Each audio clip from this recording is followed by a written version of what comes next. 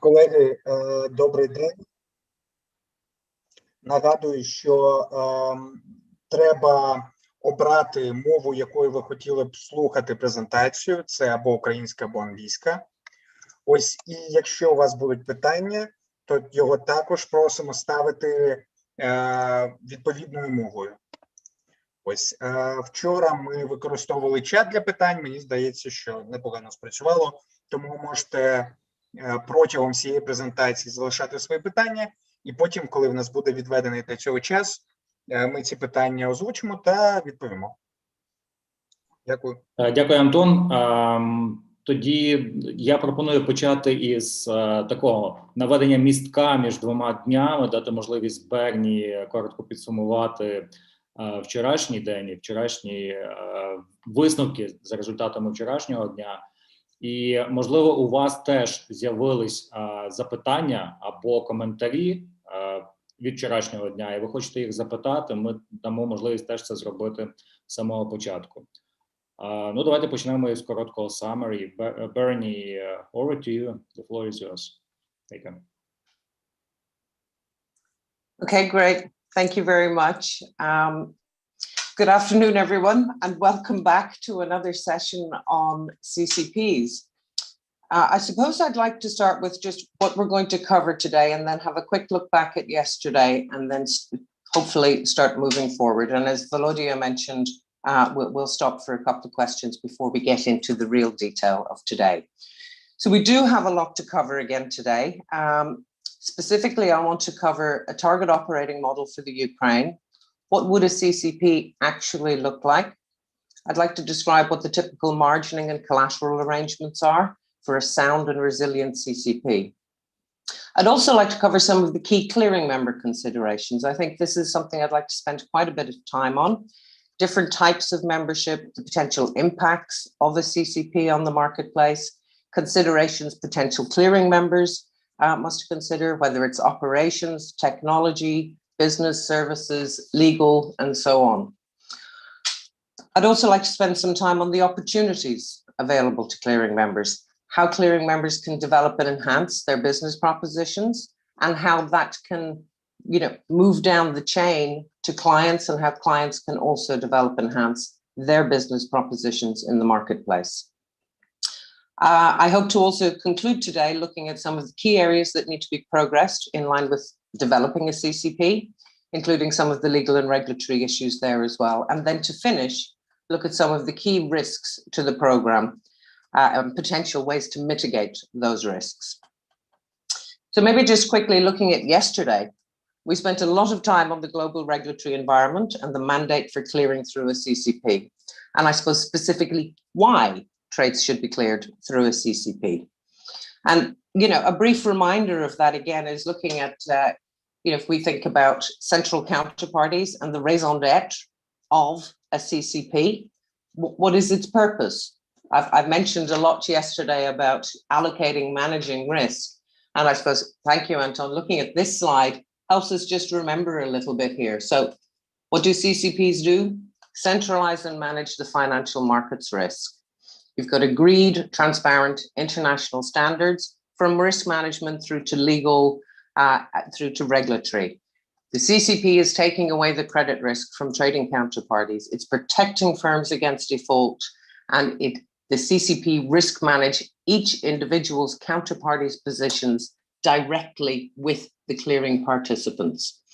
So in reality, what you end up with is a financial markets infrastructure that increases liquidity, transparency, and security of the overall market.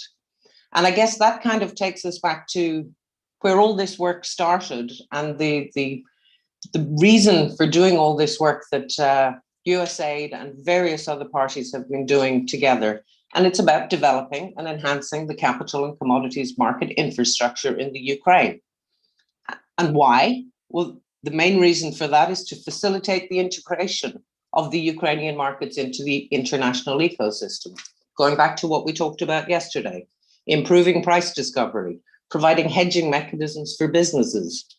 And in that way, you have transparent markets across financial instruments, across energy, across commodities, across agriculture, looking at that full business landscape that's available in the Ukraine.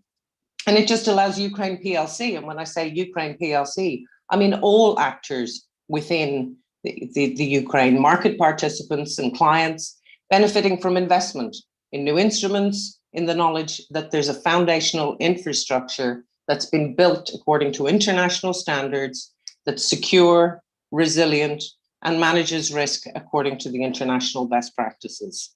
So it's kind of through the development of that financial market infrastructure, participants, players, all the actors in the marketplace have further opportunities to access finance, hedge risks, invest, and all through a well-developed financial market infrastructure.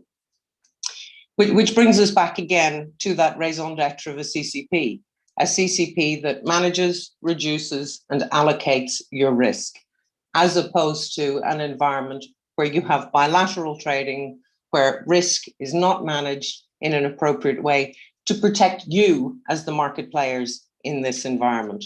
So really, that's why we're here. It's all well and good to spend a lot of time talking about the details of a CCP, which we need to, but I thought it was worth just reminding us why we're here at all today. And that's very much to, develop the market infrastructure to allow more access to it, to allow a safer, secure environment.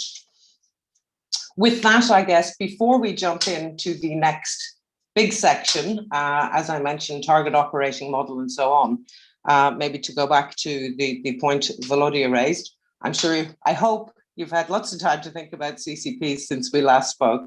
So maybe just we'll break here for any questions, if there are any, before we get into the detail of today's session.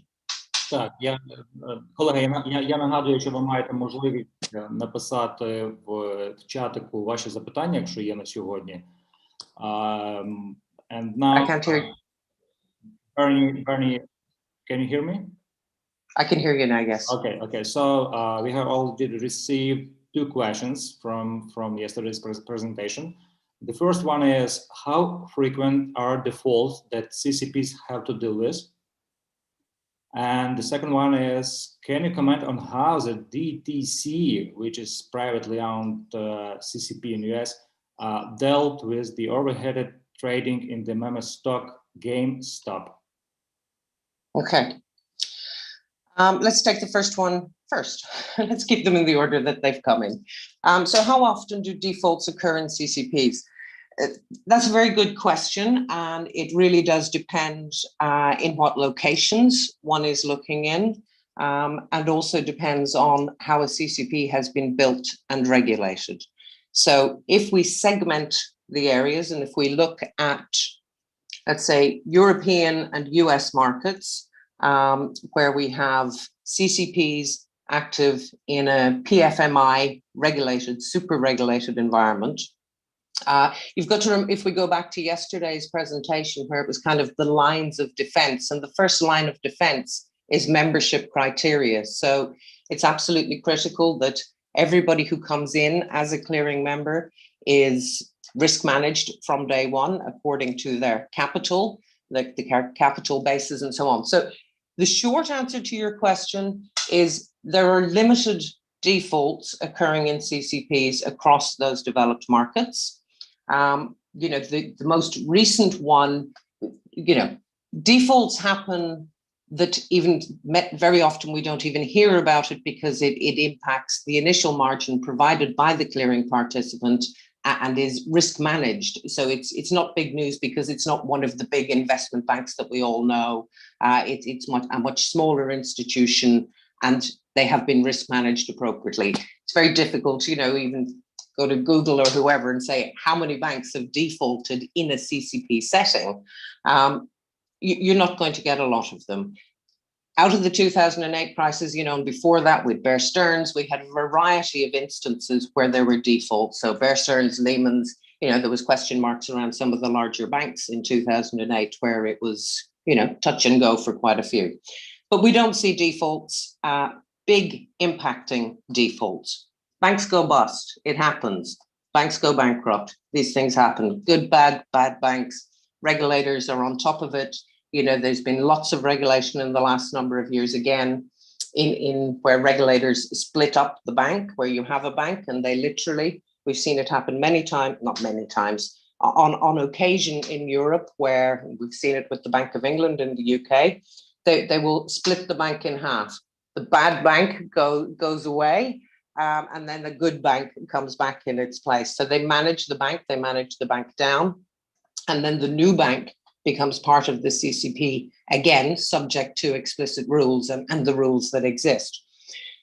So we don't see defaults that impact the market in a huge way very often in these developed marketplaces. The last one that we saw that's you know, sort of in the press was in Scandinavia at NASDAQ clearing, where there was a default of a clearing member, and we got to see and hear about that because the default ate through the initial margin. So sufficient initial margin hadn't been put up, hadn't been risk managed appropriately. And as a result, when that bank went into default, it meant that it ate through their initial margin, it ate through their collateral, and it meant that other clearing members, including NASDAQ, because it was NASDAQ clearing, had to put more money in. So it used a little skin in the game, and it used some clearing members' funds.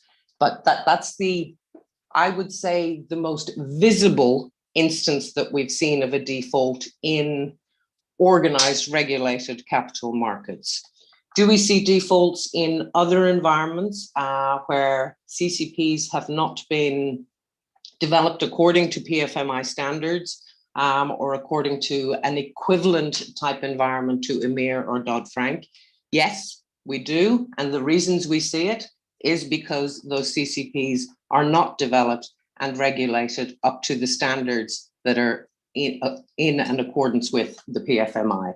So I think it's very clear. I know I'm giving you a long answer and I apologize, but it's, you know, depending on the environment that you're working in, if it is a regulated EMEA equivalent type environment, we see defaults, banks go bankrupt, literally, but it is managed within the initial margin, within the risk management controls of that CCP, and it does not impact the other participants.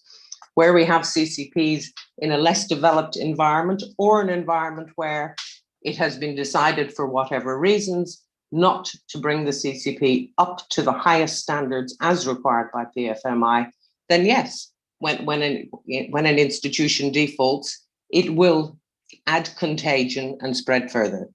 And that is the whole point of building a CCP according to the international standards, according to the equivalent requirements of Dodd-Frank, EMEA, and so on.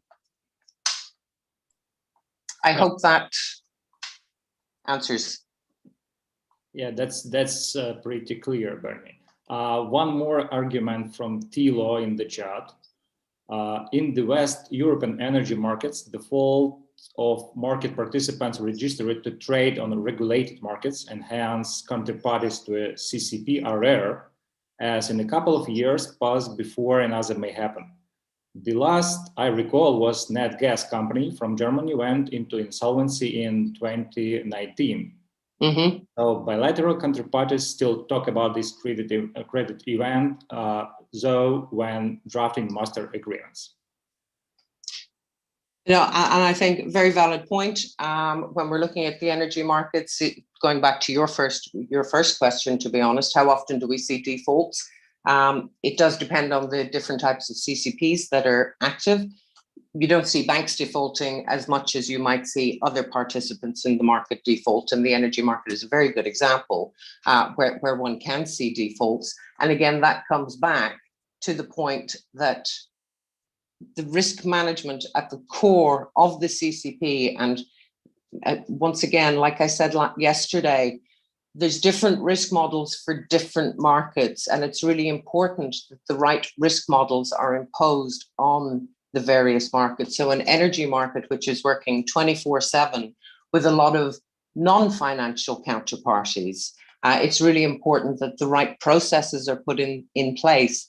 That, you know, you look at a number of CCPs running energy markets, their margin models, deal with the fact that it's 24/7. They deal with the fact that there is payments due constantly and how to do that. So again, it comes back to really applying the right rules, margin models to the appropriate asset classes. So again, critical, when you cannot, the same rules do not apply to everything. Each asset class has its specific requirements and must be treated as individual and unique markets and margined accordingly. Brilliant. Thank you for such detailed answers and comments. Колеги, чи є у вас ще додаткові запитання? Ми не бачимо. Okay, do we want to go back to your second question, I think? Так, давайте. Okay. So sorry. Your second question was around the DTCC and how it dealt with trading in GameStop.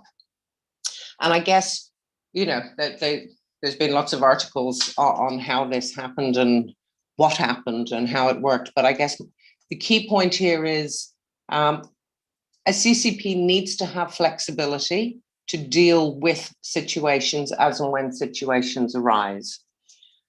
So it needs to have that flexibility built into from an operational controls perspective, a risk management perspective. So at a base level of technology, just having the right technology in place so that one actually can control and see the exposure in the market and have alerts in place so that one can see as exposures are increasing. And this comes back to a very simple technology question at one level. Allowing CCP operators to be able to see exactly what's happening. And this is where real-time risk management, real-time notifications, real-time systemic controls need to be in place to manage risk accordingly. So one aspect is technology and being able to see that. The other, as important, possibly more important, we won't get pedantic, is around the ability to call margin when necessary.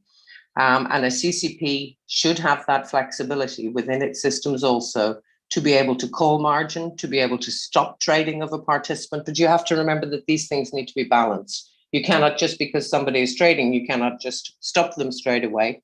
One needs to risk manage and decide as and when you're going to call additional margin. We talked yesterday a little bit about having that intraday margin capability. So you're sitting there as a CCP operator, you're subject to risk management controls. You see that there are exposures going beyond the credit limits because the CCP will build in credit limits to their participants based on the participants in the system. So some participants may be able to get more exposure, put more trades, build up their positions larger than other participants. And that will be to do with how the CCP manages the counterparty credit risk of those participants in the system. But we saw with the DTCC that they reached a point where they went and called margin. They called margin late in the day. It was an overnight scramble to get that margin because they calculated that margin quite significantly. It was a significant margin call.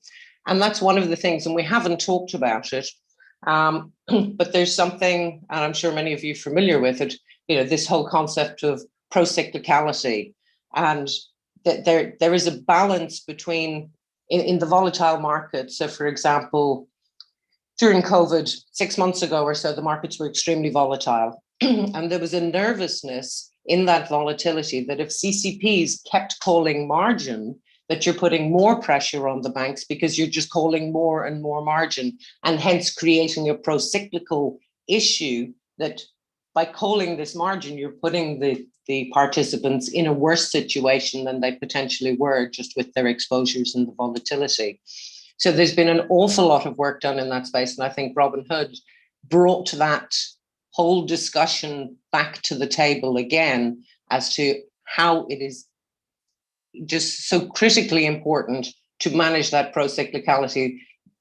Not the last thing you should do, but one needs to be very careful in a volatile market not to just call more margin, which comes back to in a non-volatile market, one, you know, you don't just call the absolute bare minimum of margin, you call a little bit more margin. So you have to have your margin methodologies balanced so that you're not just calling the bare minimum at one point and then you're going out for more margin later and putting banks under pressure.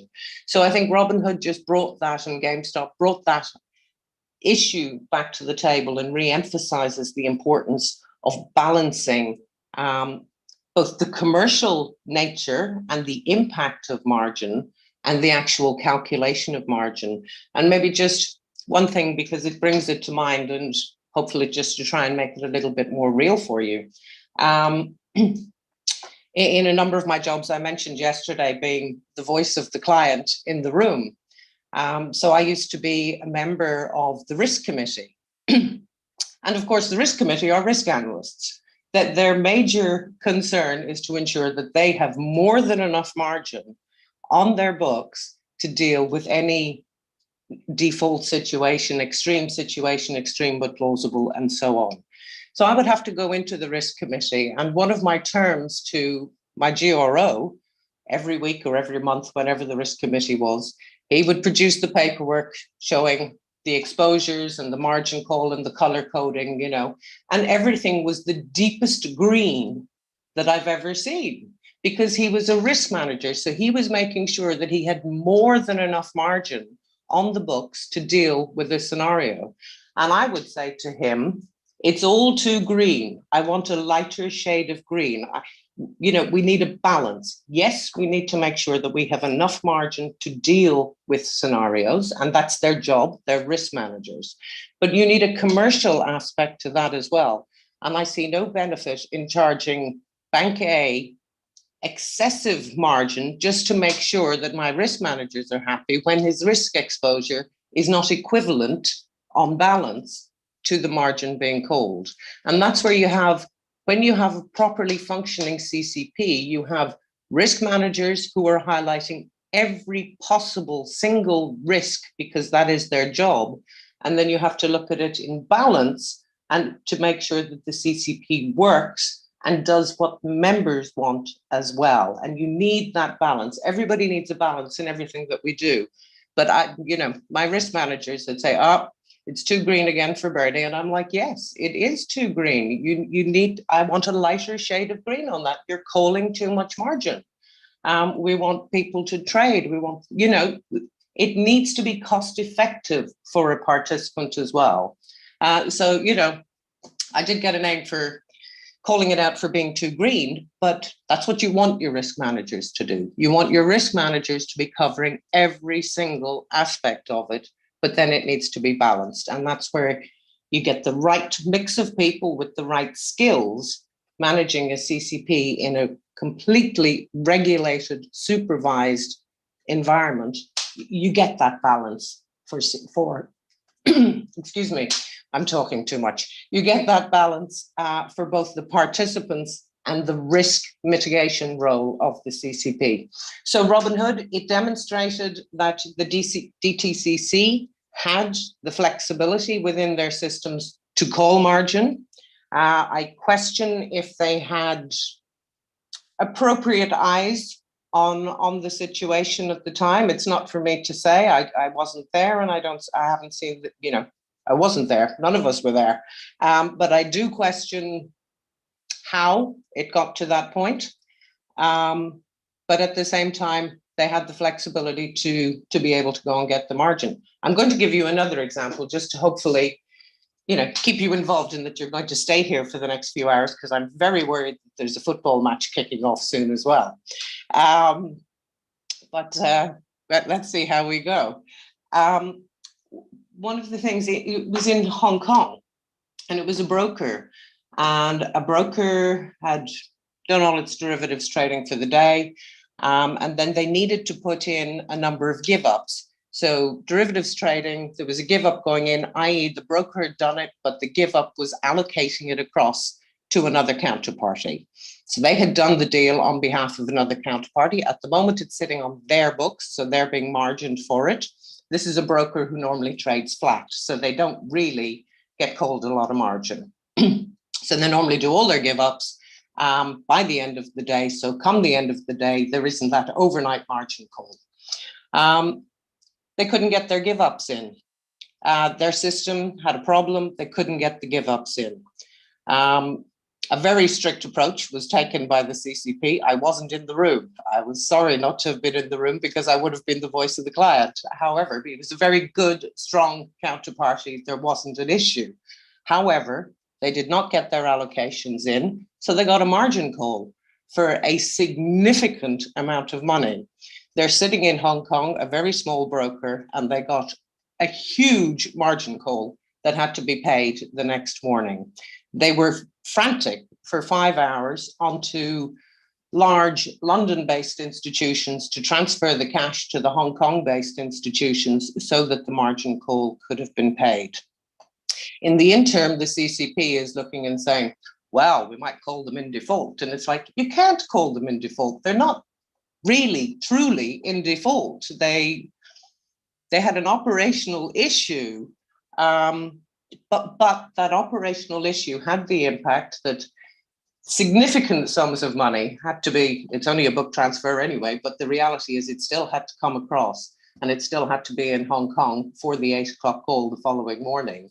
And the cost, I have no doubt, to that broker of that error, yes, their payment bank provided the money, put it on the table for them, and probably gave them a slap on the wrists, along with a very large charge for the use of those funds, which were never expected, never anticipated, because they were normally a flat broker. So things happen, and a CCP needs to be able to deal with those things as they happen, but you can only deal with them if you have the right controls, the right alerts, and the right visibility. And that's where I argue continually against legacy infrastructures that are batch. You cannot see the risk, you cannot see the exposure, and you cannot see the participants. That, for me, it's no better than trading blind and clearing blind. You need to be able to see the risks, have the alerts, and have the controls. I'll be quiet now, sorry. Yeah, thank you very much. Okay, we don't have any extra questions at this point, so I suppose we can switch to the core presentation. Thank you. Okay, thank you. From a housekeeping perspective, maybe can I suggest that there's a few sections here that we'll get into, and maybe we'll break in around an hour for 10 minutes or so. But let's see how we go along. But just FYI to everybody, we will definitely have a break, and I'll try and aim for it to be within the next hour or so. So where does that bring us to on our slide? So chapter 5, the target operating model. Now, I know we discussed some things around the target operating model yesterday, but I guess I'd like to go into a little more detail around that, and maybe getting into more of the processes and procedures and margin and so on. But I'm going to bore you again very briefly, and really just a reminder, ladies and gentlemen, just a reminder around the core competencies of a CCP as according to the principles for financial market infrastructures. So really very much looking at the whole CCP build from legal through to membership criteria. Let's remember that all of these things need to be documented, need to be supported, need to be very clear on how each aspect of the system will work. So a reminder again of the target operating model over the page and the end-to-end ecosystem. So remembering that exchanges, as we develop and enhance the exchanges and trading venues, these will feed in to a CCP. It will be for Ukraine PLC to decide the priority development, and that will be a piece of work that will need to be done. And you know, what comes first and what comes after it. That will allow processes to mature, habits to change, and development to come to the market. So, you know, we mentioned yesterday that there's a number of initiatives in play at the moment, and then the CCP in the middle looking to start to develop that. And deciding what initial connectivity needs to be put in place and how that connectivity needs to be put in place to take us forward. But really, just a reminder, we're looking at the exchanges feeding into a CCP with the ecosystem connectivity end-to-end, depending on the asset classes as we go forward.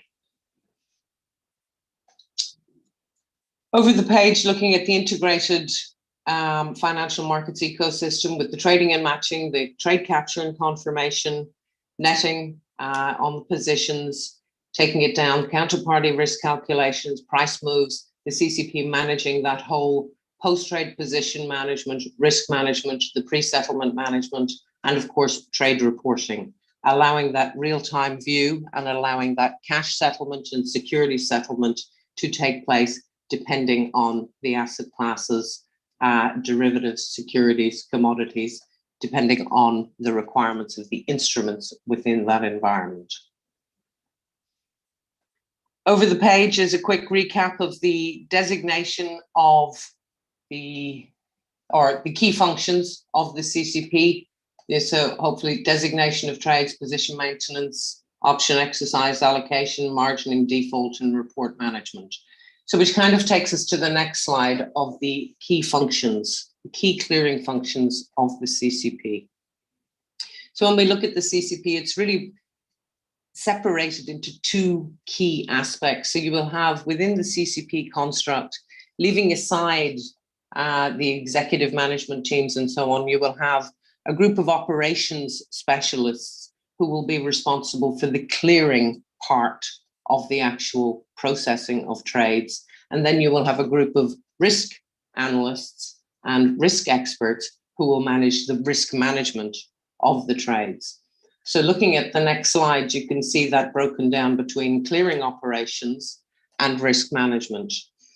So the clearing operations staff, they manage the daily workflow as the trades are coming in. If a trade does not pass validation, those operations experts, specialists will be responsible for monitoring those trades coming through, ensuring, and where they're in some CCP systems, for example, if it's some just basic reference data that hasn't been input correctly, it may just be corrected with the clearing member and the CCP, and the trade will continue to flow through. If there is some serious issues with the trade coming through, that it's not meeting any of the validation criteria, then of course it would be rejected. But again, that's where you have the operations specialists will have key roles to perform throughout the day, monitoring all of those trades. And talking to participants, participants are on the phone frequently to the CCP, just looking for information, finding out, various things, but you will have a client to desk there that is working and available for clearing participants all of the time. They will be responsible for all the intraday controls around margin flows and collateral. So on the right-hand side, I mentioned the risk models and the risk team, but the risk team will decide on the margin according to the risk model, but it is the operations team that will be managing the collateral levels, the cash movements. If a margin call has gone out, they will be able to see that. There will be a timeline around when that margin call must come in to the CCP. The operations staff will be monitoring that. A participant may call up and say, I'm sending it, I've already instructed it. There's that constant keeping involved with clearing members, ensuring that they're aware of exactly what's happening as well. Sometimes people take their eyes off the ball, and it's important that the operations team know exactly what's happening, and they will call a clearing participant if they're not seeing the margin coming in. But most of the time, all of this is on a straight through basis. So they will see it coming through, but of course they will always escalate around any breaches of any alerts, notifications, and so on. So they're managing everything that's happening from the position management through to the netting of the trades, collateral management, and of course, settlement instructions. I'll spend a bit of time on settlement a little later, but obviously when we go back to, the account setup, and when I talked yesterday around clearing members having their own house accounts and then potentially providing services to clients, Clients may have different settlement instructions as opposed to the clearing members. And any reference data, you'll all know only too well. But what's one of the major issues that I'm sure you face day in, day out is reference data is wrong. Something's gone missing. Why is it gone missing? Because the reference data was wrong on it. It's one of the surefire guaranteed things that will go wrong. It's reference data. So, settlement instructions, all that kind of reference data is really critical, and it needs to have 4 eyes, 6 eyes, 8 eyes checks. Very often, and very often also settlement instructions will change. So it's really important that that detail is managed in a very proceduralized way to ensure that all activities are complete and accurate. From a risk management perspective, of course, we've talked about the risk calculations, real-time risk management, stress testing, the risk models, and so on. So the risk management team are constantly monitoring the exposures that are going on within the system. But they don't just do that throughout the day. Obviously, and something that came up in the questions, membership criteria. So we talk about the membership criteria. You may meet the membership criteria on day one. And, the membership criteria is not just, the amount of capital that you have, but it's your credit risk rating and all of that. And it's important that the risk team are constantly managing and reviewing the credit reviews. So credit reviews are done on a rolling basis. Throughout the year, the CCP risk team will be constantly reviewing its participants, constantly reviewing the clearing members, ensuring that they still meet all the membership requirements. And again, it goes back to that point that you can't just put the procedures in place and then walk away. You actually have to spend time constantly reviewing, constantly monitoring, constantly addressing, constantly updating, constantly checking. So that's a key part of what the risk team will do. Obviously, the intraday monitoring of exposures, client trading activity, keeping an eye on all of that. And that's where, again, it goes back to having the specialized individual experts and an appropriate system that you can see what's going on. There's many systems out there that you can't see into the system. You've got to go as a CCP operator and try and run a report on something, and it produces 20 pages of a report, and then you've got to go through it line by line to find out what you're looking at. That's no way to manage risk. We don't want to be managing risk on spreadsheets. Spreadsheets are way too prolific across our financial market infrastructure space. We need to have, and the technology exists and exists in many CCPs today, which is a really good thing.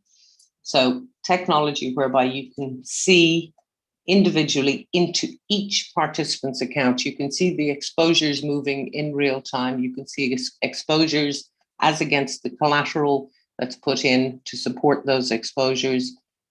You can see a lot of systems are color coded. You can see Bank A, and you can literally see them going from green, where they've got plenty of collateral up against their margin, up against their risk exposures, and then moving slightly into the amber, and then that they will do other trades that will alter their position, and so they go back to green again. But you can actually see that monitoring, and then maybe if they go into red, and according to the risk experts, they will be looking at it too, they may decide, depending on a period of time, depending on the risk, depending on the balance that is required around this, to call for additional margin if required.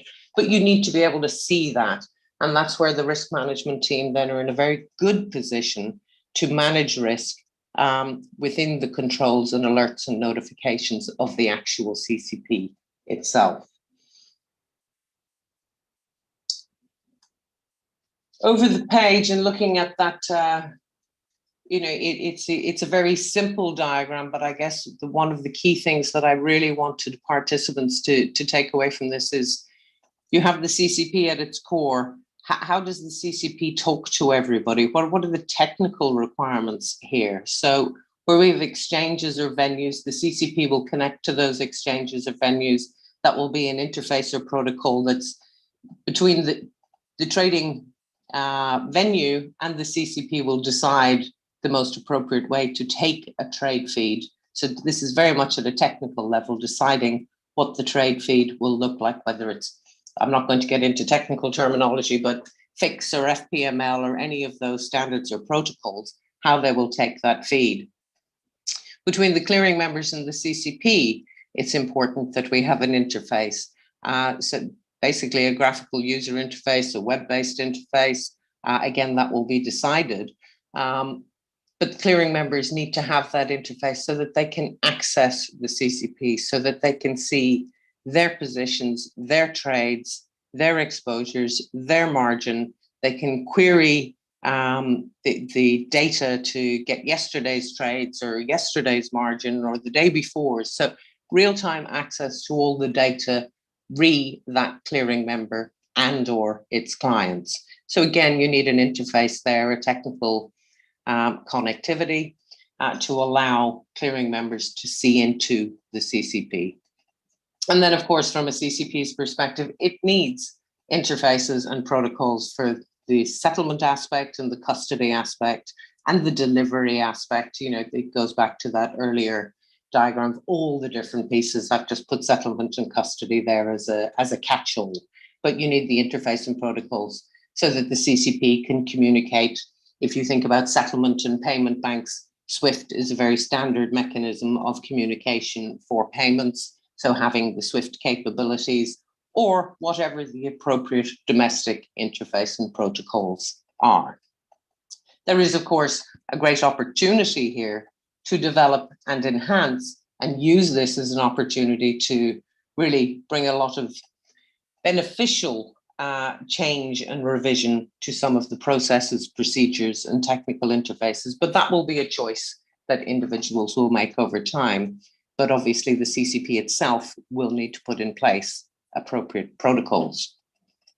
So, you know, looking on the to some of the text on the right-hand side, so, you know, the trade capture, so you've got your interface there, receiving the trades and all the relevant data, clearing members, access to the clearing functions through the GUI, as I said, web-based or integration tools. Obviously, with all the data, there's opportunity, and we'll talk about it later, getting that data, taking it into your own systems and doing what you need to do with that data, allowing other parts of your organization, whether it's the risk guys in your organization, your treasury cash management guys, allowing the appropriate people, the appropriate access to the appropriate data. But it will all be there for a clearing member to decide who within its organization needs to see what. And also all that data will be available via clients activity as well. And then on the back end clearing side of things, processing the trades until final settlement, transactions processed by the clearing system with position management and so on, and then allowing the clients to track everything through the interface. So I think I'd say at a simple level, but it's the basic level, but these are the basic things that the CCP will do on behalf of participants. So I think it's although it's set out quite simply, it's obviously more of a complex job, but managing, processing, clearing trades, risk managing them, bringing them through to final settlement isn't as simple as it sounds, as you all well know, only too well. But we're lucky enough to have an awful lot of defined standards and procedures around all of it.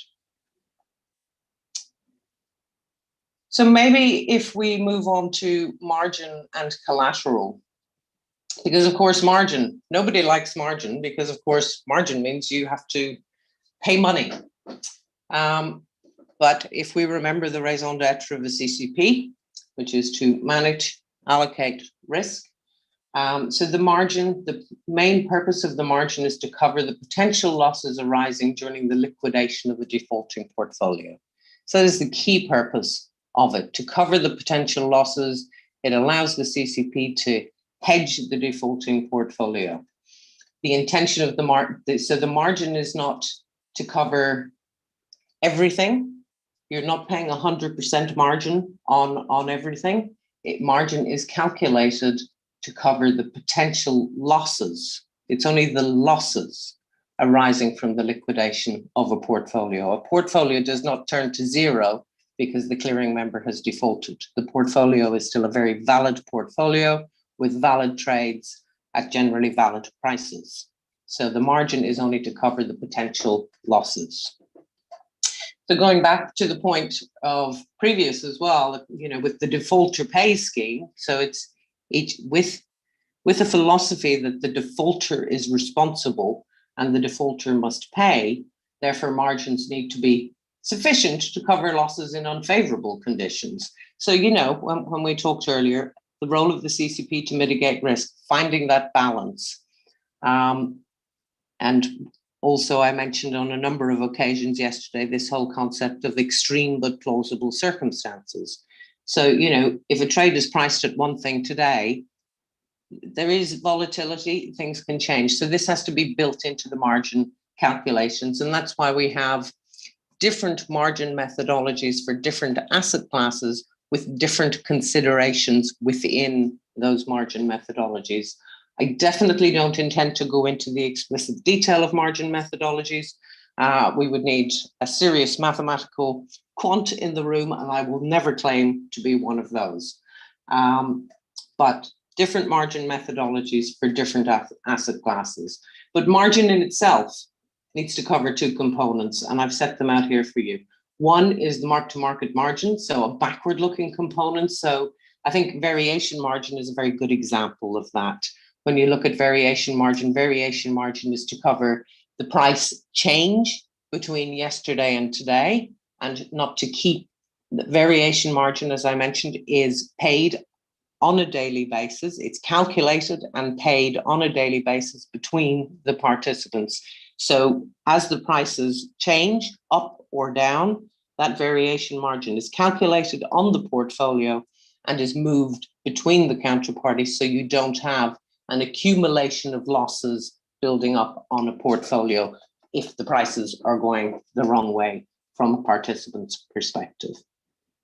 So that's a backward-looking component. And then, of course, you have the forward-looking component, again, going back to the concept of covering potential losses arising during the liquidation of a defaulting portfolio. So that's initial margin is looking at the market risk based on detailed margin methodology, but it must include stress scenarios, and then there might be various add-ons. So stress scenarios, all CCPs, not most, all CCPs, as regulated and supervised and defined according to the PFMI, will have a detailed set of stress scenarios. Now, margin models in themselves define a variety of stress scenarios, but there will be stress scenarios dealing with a variety of crises that have occurred in the financial marketplace. So if you think of any of the crises that have happened in the last 20, 30 years, those crises and the impacts and the volatility around those crises are built into the margin methodologies. And there will also be hypothetical scenarios, again, going back to that extreme but plausible. We've had many a crisis, but one can never say that any of those crises were the worst crisis that could happen. Yes, they were a crisis. Yes, they had impacts and severe impacts, but were they the worst case scenario? And one can always take these crises a step further, and therefore a number of hypothetical scenarios are also built in to those models to address that extreme but plausible scenario that a CCP must be able to manage. Margin models also have a variety of add-ons. This comes back to allowing a CCP flexibility. So a CCP can decide, and I mentioned earlier that one of the key functions of the risk team at a CCP is to continually have clearing participants under review, for want of a better word. So they're constantly looking at the clearing participants. And there may be a situation where, from a credit perspective, a CCP will have a credit profile for each of its participants, and that credit profile will feed into any margin model add-ons. Also, concentration risk. There may be an institution who it's going one way, its client is also going the same way. They're in the same stocks. There's a build-up, there's a concentration risk, and therefore there's a need to potentially add a little more margin in that circumstance. So again, that's where the risk team and the risk specialists are looking at that consistently. You have a number of situations like, for example, not in the margin model add-ons, and we might come to it around collateral, but very often a clearing participant will not be able to provide its own, if a CCP accepted stock as collateral, it will not be able to provide an excessive amount of its own stock, because obviously that's a concentration risk. So again, one needs to look at individual participants at an individual and unique level. And some people, it won't be a concentration risk because it's not their stock. Whereas for others, if they're putting their own stock up, it would be a concentration risk. So various ways of managing individual participants. But as a margin model add-on as well, concentration risk, there's a variety of other potential add-ons that a CCP can add to the margin to ensure that for this particular clearing participant and for their particular portfolio, in the event that that portfolio needs to be liquidated, this is the margin that we need to charge to cover those potential losses. So over the page, how exactly is it calculated? We have hopefully covered much of this, but really the key thing to take away from here is that, the margining process is really covering the end-to-end, looking at the margin from the measuring and calculating the margin to actually administering the collateral that needs to be put up to cover the position. So margin is not just taking in the initial margin, but it's looking at the collateral, looking at the type of collateral, ensuring the collateral meets the requirements of the CCP. A CCP will detail exactly what collateral it will accept, what percentages of what collateral it will accept. It will also set that out very, very clearly. According to the PFMI, it's also very clear on the kind of collateral that a CCP can accept. It doesn't go down to the explicit instruments that a CCP can accept, but it sets out the criteria that must be applied to the collateral that can be accepted to secure the margin. So the whole idea of the collateral is that, it ensures that all the financial commitments can be offset within a very short period of time. So it goes back to our defaulting portfolio and ensuring that there is sufficient collateral sitting on account that can be sold off extremely quickly, or sufficient to offset those losses on a defaulting portfolio. We talked about the number of defined instruments. Generally, it is cash or non-cash. A lot of CCP, it depends on the market and it depends what's happening in the market. Cash is very much a key component of collateral, and a CCP will set out its rules and say that, X percentage of collateral must be in cash. But again, that comes down to the different markets, the different environments, where a CCP decides what are the differences or the percentage differences, whether it's 50% cash, 50% non-cash. A CCP will work that through with market participants as to what makes the most sense within the regulated structure that exists. And one of the interesting things, to say that anything can be collateral would be an overstatement. Anything within the rules can be collateral. And one of the things, normally most financial instrument CCPs would be accepting a lot of cash, and non-cash being government bonds and so on. When I was at the London Metal Exchange, obviously, by its name, it was dealing with an awful lot of metal. So there was always questions about could metal in some way be used as collateral? We spent a lot of time looking at this and came up with an approach whereby the warrants, so basically the bearer notifications, so the warrant that you owned X amount of metal, could be used as collateral. The risk team had to do an awful lot of analysis and ensure that it met all the PFMI requirements around collateral. But it was kind of, certainly at that time, it was quite a break away from the mainstream of just cash or government bonds, that, you know, recognizing we were working with the metals market, it made sense in the same way as if you're working with financial institutions, sometimes, you know, other instruments make more sense. But having worked with the metals market, it was decided that yes, warrants, and again, only a percentage of your portfolio could be protected by or supported by warrants for various metals. And obviously there could be concentration risk there, so that would need to be monitored.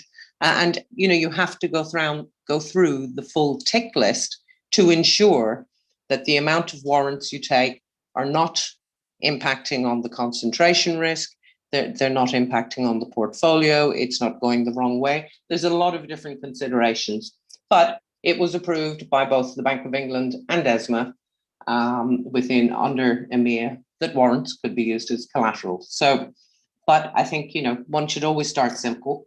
And what's most important is that you have the defined risk management rules around what collateral can be accepted. We look at variation margin. I've talked about that a few times. And then the calculation of margin has obviously evolved phenomenally over time. And we really have got to a point now where most of the larger infrastructures, CCPs, some are still struggling to upgrade to complete real time, but many are now very much calculating and viewing risk in real time, day in, day out. Just because you can calculate margin in real time does not mean that margin calls go out in real time. I think I mentioned this yesterday, but I think it's really important. Again, back in 2014, 2013, and I'll use the LME, when we moved everything into the LME clearinghouse out of the London clearinghouse, it was a real-time system that was put in. The London clearinghouse was still on a bit of a batch system. And when we said we will have real-time margin, everybody was like, oh, that means you're going to be calling margin all day and I'm going to have to, you know, have cash available or collateral available, and that's no good. And it was like, no, we will set out very clearly when margin can be called. There will be, of course, an end of day margin call, and there may be an intraday margin call, depending on various issues, criteria, and so on.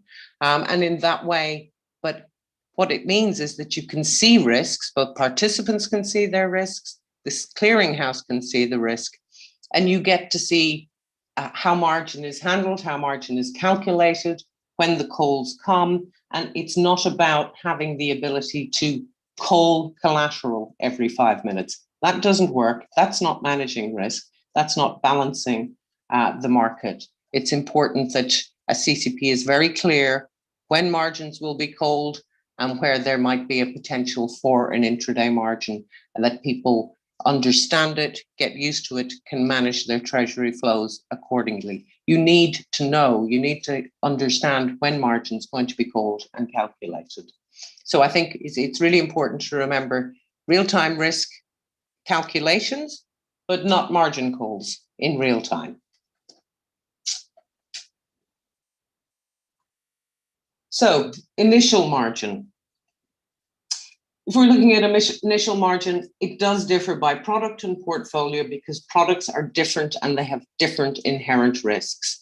The key point here is that different modeling, different risk methodologies by product ensures that you don't have model risk. If there's a single approach across everything without tailoring it, you're not managing risk. So it's really, really important to calibrate initial margin models to the products. And that is a consistent review development process that the CCPs, risk analysts and specialists do all of the time. How much margin the CCP calls really does depend on the regulation and risk appetites of the CCP, but within the defined regulatory requirements.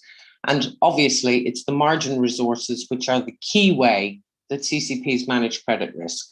But as I mentioned earlier, that it's not about covering 100% of all the risks. The margin models are calibrated to mitigate the risks that exist in the market. What's critical is, of course, the back testing, the stress testing. You need to ensure that your margin model can cover extreme but plausible circumstances. And so risk departments within a CCP are a very busy, active area, managing their risk models, ensuring that they are primed to be on balance and ensuring that they're calling enough margin to manage the risk of a defaulting portfolio. So we've mentioned that there are a variety of different margin models. One of the things I should mention before we go into this next slide is margin models are reviewed under the PFMI. It's particularly important that margin models at a CCP are reviewed by third parties. So there are a number of third-party risk specialists that at a point when a CCP, so let's say it's derivatives, and you decide let's go metals. You decide it's metals and you need a risk methodology to do that. So the CCP will figure out the risk methodology. They will do all the stress testing on that model with portfolios, with hypothetical portfolios and so on. But as it goes through its regulatory approval process and per EMEA and the PFMI, it's absolutely critical that those risk models are then reviewed, audited by a third party. So a third party firm will come and look independently at those risk models and ensure that they are doing what they're supposed to do and what it says on the tin. So there's always this checks and balances that's really important.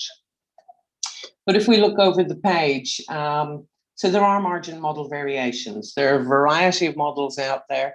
Some models are more in vogue than others as time goes on. I think it is fair to say the big issue in the market today across CCPs is the differences between SPAN and VAR.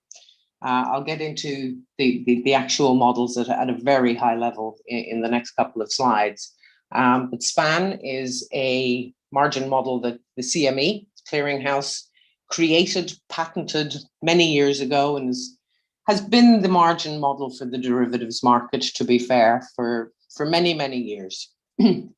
However, as of course, CCPs and risk management has become more and more sophisticated over time, the VAR model, so value at risk, has become more and more the model of choice. Many CCPs are going through programs of upgrading their margin methodology. It's not a simple task. Many CCPs across the market, whether it's ICE, CME, Eurex, Deutsche Börse, it really doesn't matter. It will be a 2-year program, give or take. And obviously, it depends on individual circumstances. But if you were to change your margin model from SPAN to VAR or vice versa, just changing the margin model, because, of course, the calculations will be different. There's the technology change in itself, first of all. The fact that the margin model is critical means that any new margin model has to be tested extensively and reviewed and accepted by regulators. It has to go through the third-party review process, as I mentioned. So it's quite a big piece of work to change your risk model, but it may make sense, as it does with CCPs today that have moved from SPAN to VAR over the time. SPAN is still very much in use across a number of CCPs, and it is still a valid risk calculation methodology. I'm simply saying that there is a move towards VAR. And I guess one of the other reasons why there's a move towards VAR as well is that VAR can be used across different asset classes. So if we look at some of the older CCPs on the market, they started in one asset class and they have developed their markets and turned themselves to a multi-asset CCP over time, as you would anticipate. And so they're now looking at where different asset classes need different margin models, or that span is not specifically useful across other asset classes. They may have started in derivatives and now they've been looking at other asset classes and have had to upgrade, expand their ability. And of course, the regulatory environment makes it a very detailed process. And of course, it impacts market participants as much as anybody else. Changing the margin model it's a big change and it needs to be managed appropriately. So you also have Monte Carlo simulations, various other stress-based methods. So there's no single correct model combination. And I think that that's kind of the key thing I would take away from this. Margin models are defined explicitly per the instruments, per the market. There are there's a variety of flexibility within a margin model to decide how exactly it will work in a specific market, given each market's unique circumstances.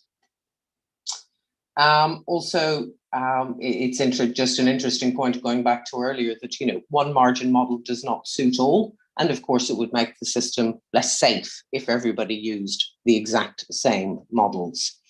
I've talked about the fact that CCPs perform extensive analysis. In my life as working at CCPs, you spend an awful lot of time with your regulatory body, whoever it might be. So the National Competent Authority. Our risk teams would spend a significant proportion of their time going through the risk models, taking them to the supervisors. If there was a small change in the risk model, you would have to take it down to the supervisors, show all the detailed analysis and impact of that change on every possible change impact that it might have, and take the regulators through that, and then stress it and see the results of that and take comments on that and go back and re-stress it at some other suggestions by the regulator. And it would be an ongoing process so as to ensure that the margining model is the right model and constantly reviewed to ensure that you address weaknesses or any potential weaknesses in the model. The next couple of slides really just explaining what the SPAN and VAR just as two particular models. So the SPAN methodology, I mentioned, it's the CME, and it's really looking at the overall portfolio of risk. So that's one of the reasons why SPAN was so prolific. It's a simpler model, and that's not to say it's a bad model. It was simply simpler to use, manage, and apply it across financial markets instruments because it evaluates the overall portfolio. It has a variety of correlations built into it that are appropriate or not, depending on the asset class, and it calculates the worst possible loss of a portfolio of derivatives. So over a period of time. So it really did a comprehensive, with flexibility built into it across portfolios of derivatives, looking at what the loss might be over a specific period of time. And you could stress that, and it's, as I say, it's still in use today, and it still does what it says on the tin. The value at risk, the VAR models that are becoming just a bit more prolific.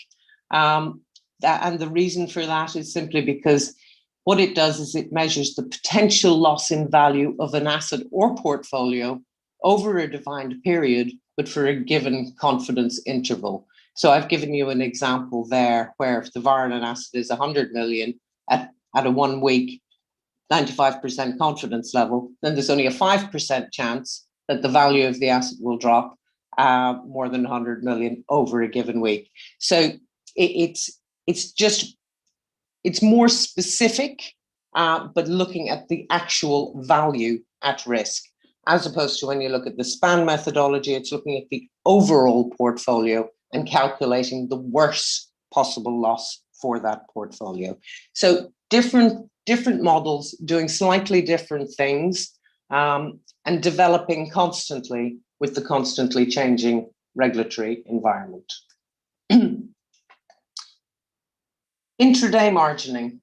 So I've mentioned intraday margining, and intraday margining is the risk assessment for clearing members and client positions based on the current market conditions at the time during the trading day. So not looking at your end of day batch processing. I won't go through this line by line, but the features are that real-time provision of data, real-time reports, real-time risk. And I think what's critical, and well, I would like to think critical, is the ability to break down margin requirements at a client level. So if you think about it as a clearing member, if you're a clearing member acting on behalf of, I'll use 5 clients as an example, the risk methodology should allow you to see, even if you get a margin call of 100 million, you should be able to see within the detail of that margin call that 50 million is yours, and that's on your house account. And then you can see how the other 50 million is broken down.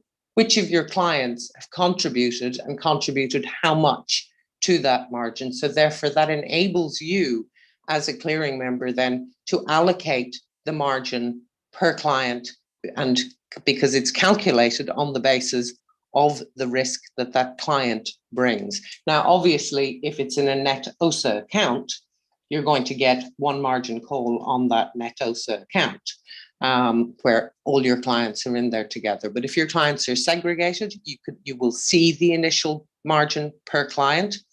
If it is in an OSA account, you should have a tool from the CCP which will allow you to calculate. So CCPs provide what-if tools so that you've got the methodology of the risk engine, and therefore you can put your client's trades into it and say, okay, what's the margin on that portfolio? So you have the ability to see the breakdown of margin requirements on a client level, and you can charge back to your clients.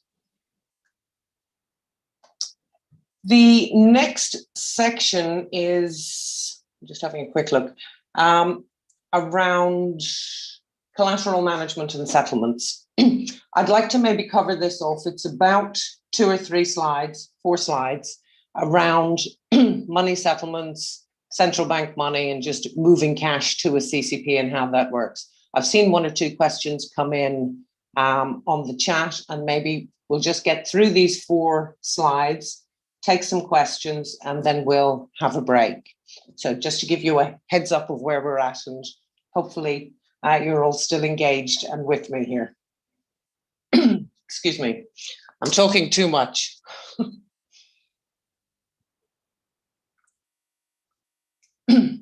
Okay, so looking at collateral management and settlement. So PFMI, again, I apologize, but we have to keep referring back to it. We need to ensure that any financial market infrastructure developments really do adhere to these requirements. They are the standard international best practices, and by applying them, we ensure that we have the safest and secure environment that is possible. So under Principle 9 within the PFMI, it sets out very clearly that an FMI, be it a payment system, a CSD, a CCP, should conduct its money settlements in central bank money where practical and available. So what this really means and how this is played out in the global marketplace is CCPs have designed payment systems in collaboration with the central bank and settlement banks. What do I mean by that? If we can use any number of the CCPs in existence, I'll use the London Clearing House as an example. So what the London Clearing House has in place is they have arrangements with a number of commercial banks who are known as settlement banks. So these settlement banks, and you think of any of the big cash management banks, just to keep it simple for this moment in time. So a Citibank, a JP Morgan, a Deutsche Bank, etc. These institutions agree to become settlement banks for the CCP, for LCH. Clearing members will have an account with these settlement banks. Now, a clearing member can be a settlement bank themselves. They don't have to take the services of a defined settlement bank, but by making the payments themselves, they must meet the standards of a settlement bank. So generally, settlement banks are quite focused cash management banks, or at least have an arm that is a very focused cash management part of the institution. So using my example of Citibank, JP Morgan, etc., they will sign agreements with the London Clearing House that sets them out as a settlement bank. They have to meet a variety of criteria through a contractual arrangement. And they will all have accounts at the central bank. LCH has an account at the central bank. And basically, when LCH calls for margin, they will have a direct debit system in place. So they will send a margin call across SWIFT at the LCH. They will send a margin call to Bank A. You owe me X amount in margin. That will also go to Bank A's settlement bank. Bank A's settlement bank will send those funds direct to LCH's account at the Bank of England. So, and that process is defined as a designated secure payment system. It is registered as a payment system, and it is defined under the settlement finality requirements within the UK. And there is a point within the processing of that cash movement that it becomes final and irrevocable by going through the central bank payment system, so the RTGS system. So it gets carved out as another payment system defined as a secure payment system. So clearing banks, they provide the CCP with a mandate to one or two or more approved settlement banks. So for example, the CCP may say that I can take US dollar cash, domestic cash, euros, whatever is appropriate, and the CCP says I'm taking as a cash collateral. Clearing members may then say, okay, I'm going to use Bank X for my US dollars, and I'm going to use Bank Z for another currency. So you might have a number of settlement banks, but you will provide the CCP with a mandate for those settlement banks. And that goes back to the standard settlement instructions then as the reference data set up in the system. It will have all the position accounts within the clearing system will have standard settlement instructions next to them and associated with them. So at a point when margin is required, within using the LCH system as an example, as when margin is required, a SWIFT message will be sent to the bank that the margin is required from, copied to the settlement bank, and with an automated SWIFT process, moving the cash across to the London Clearing House's account at the Bank of England. So maybe I have a bit of a diagram over the page, which I'll just go through again with you. So for example, if we follow working on derivatives trades for the moment, so cash settlement, derivatives trades, the match derivatives trades are coming into the CCP. The CCP then sends out in the red there, the cash settlement, which goes down to the settlement banks and the payment infrastructure for the central bank or TGS system, and then the CCP account to the settlement bank, or vice versa for the cash settlement. Cash isn't always going one way from a clearing member into the CCP. The CCP also does send out cash settlements as well. So you have through the CCP and settlement bank process with the central bank, a designated secure payment system, which comes under the regulations with finality, irrevocability, and so on, and that legal enforceability around that cash management structure is put in place.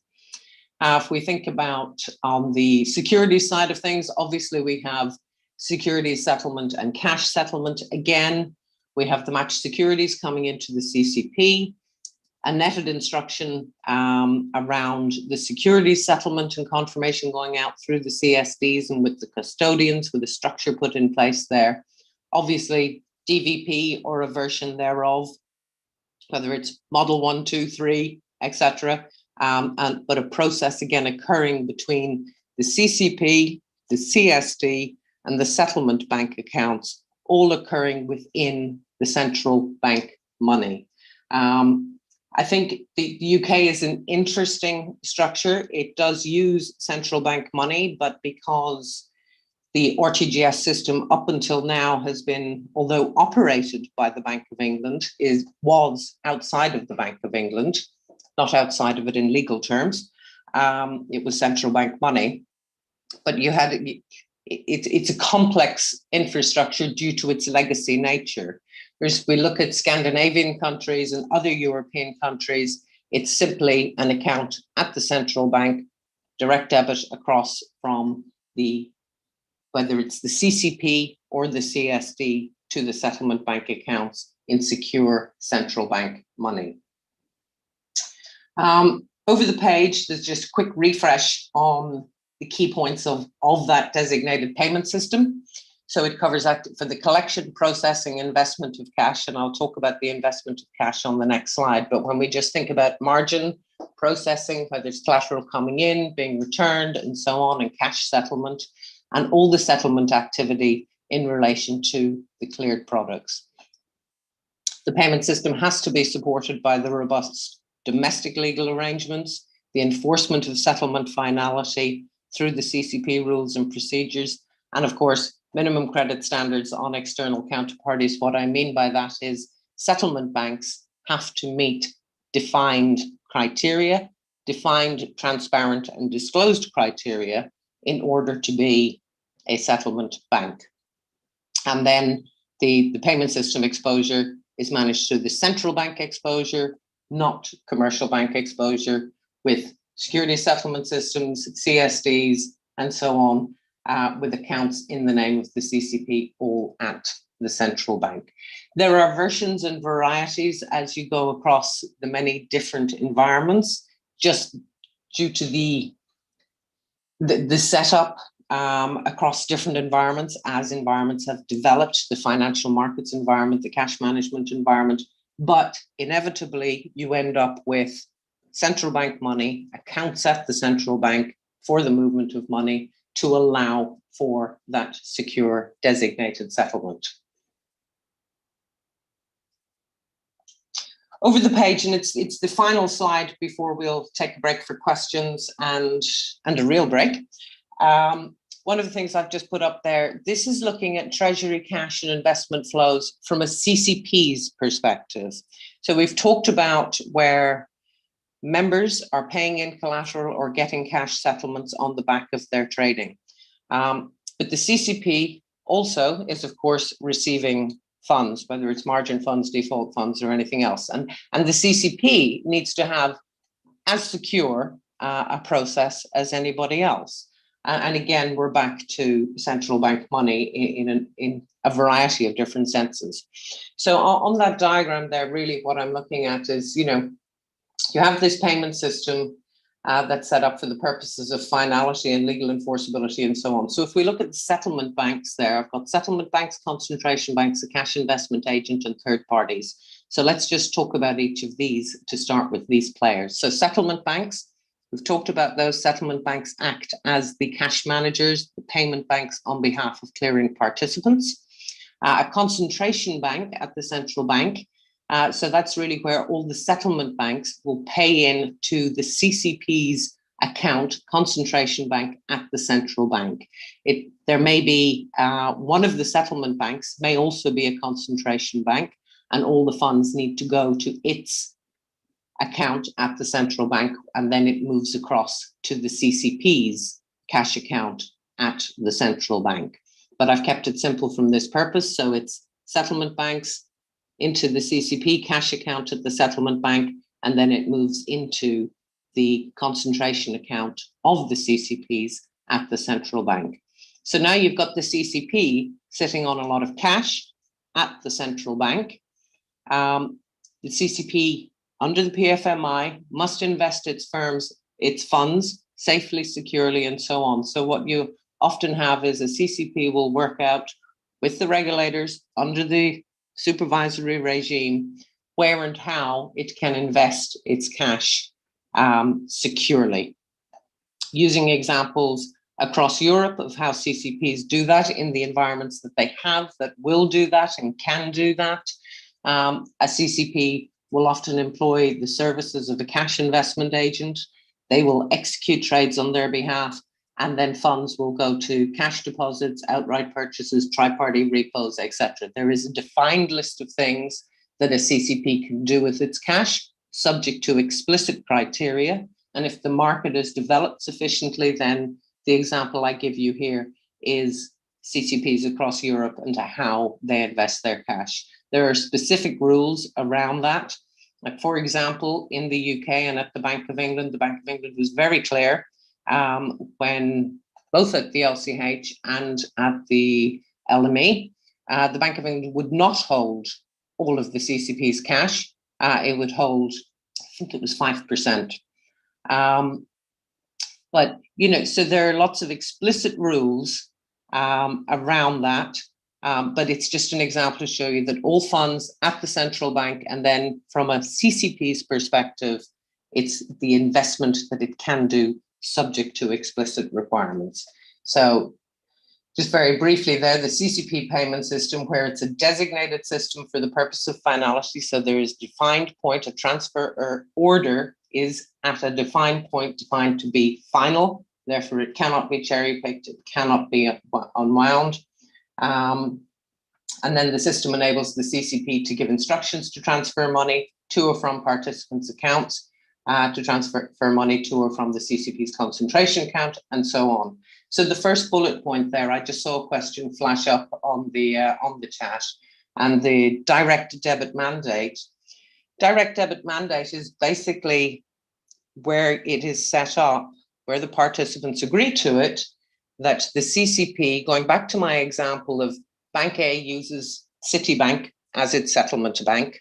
So they're the settlement instructions set up at the CCP. So when the CCP calls margin from Bank A, a mandate will have already been put in place with a tri-party signature whereby Bank A is giving Citibank, its settlement bank, authority to pay the CCP anytime the CCP sends an instruction for payment. So that is the direct debit mandate. The CCP will call margin.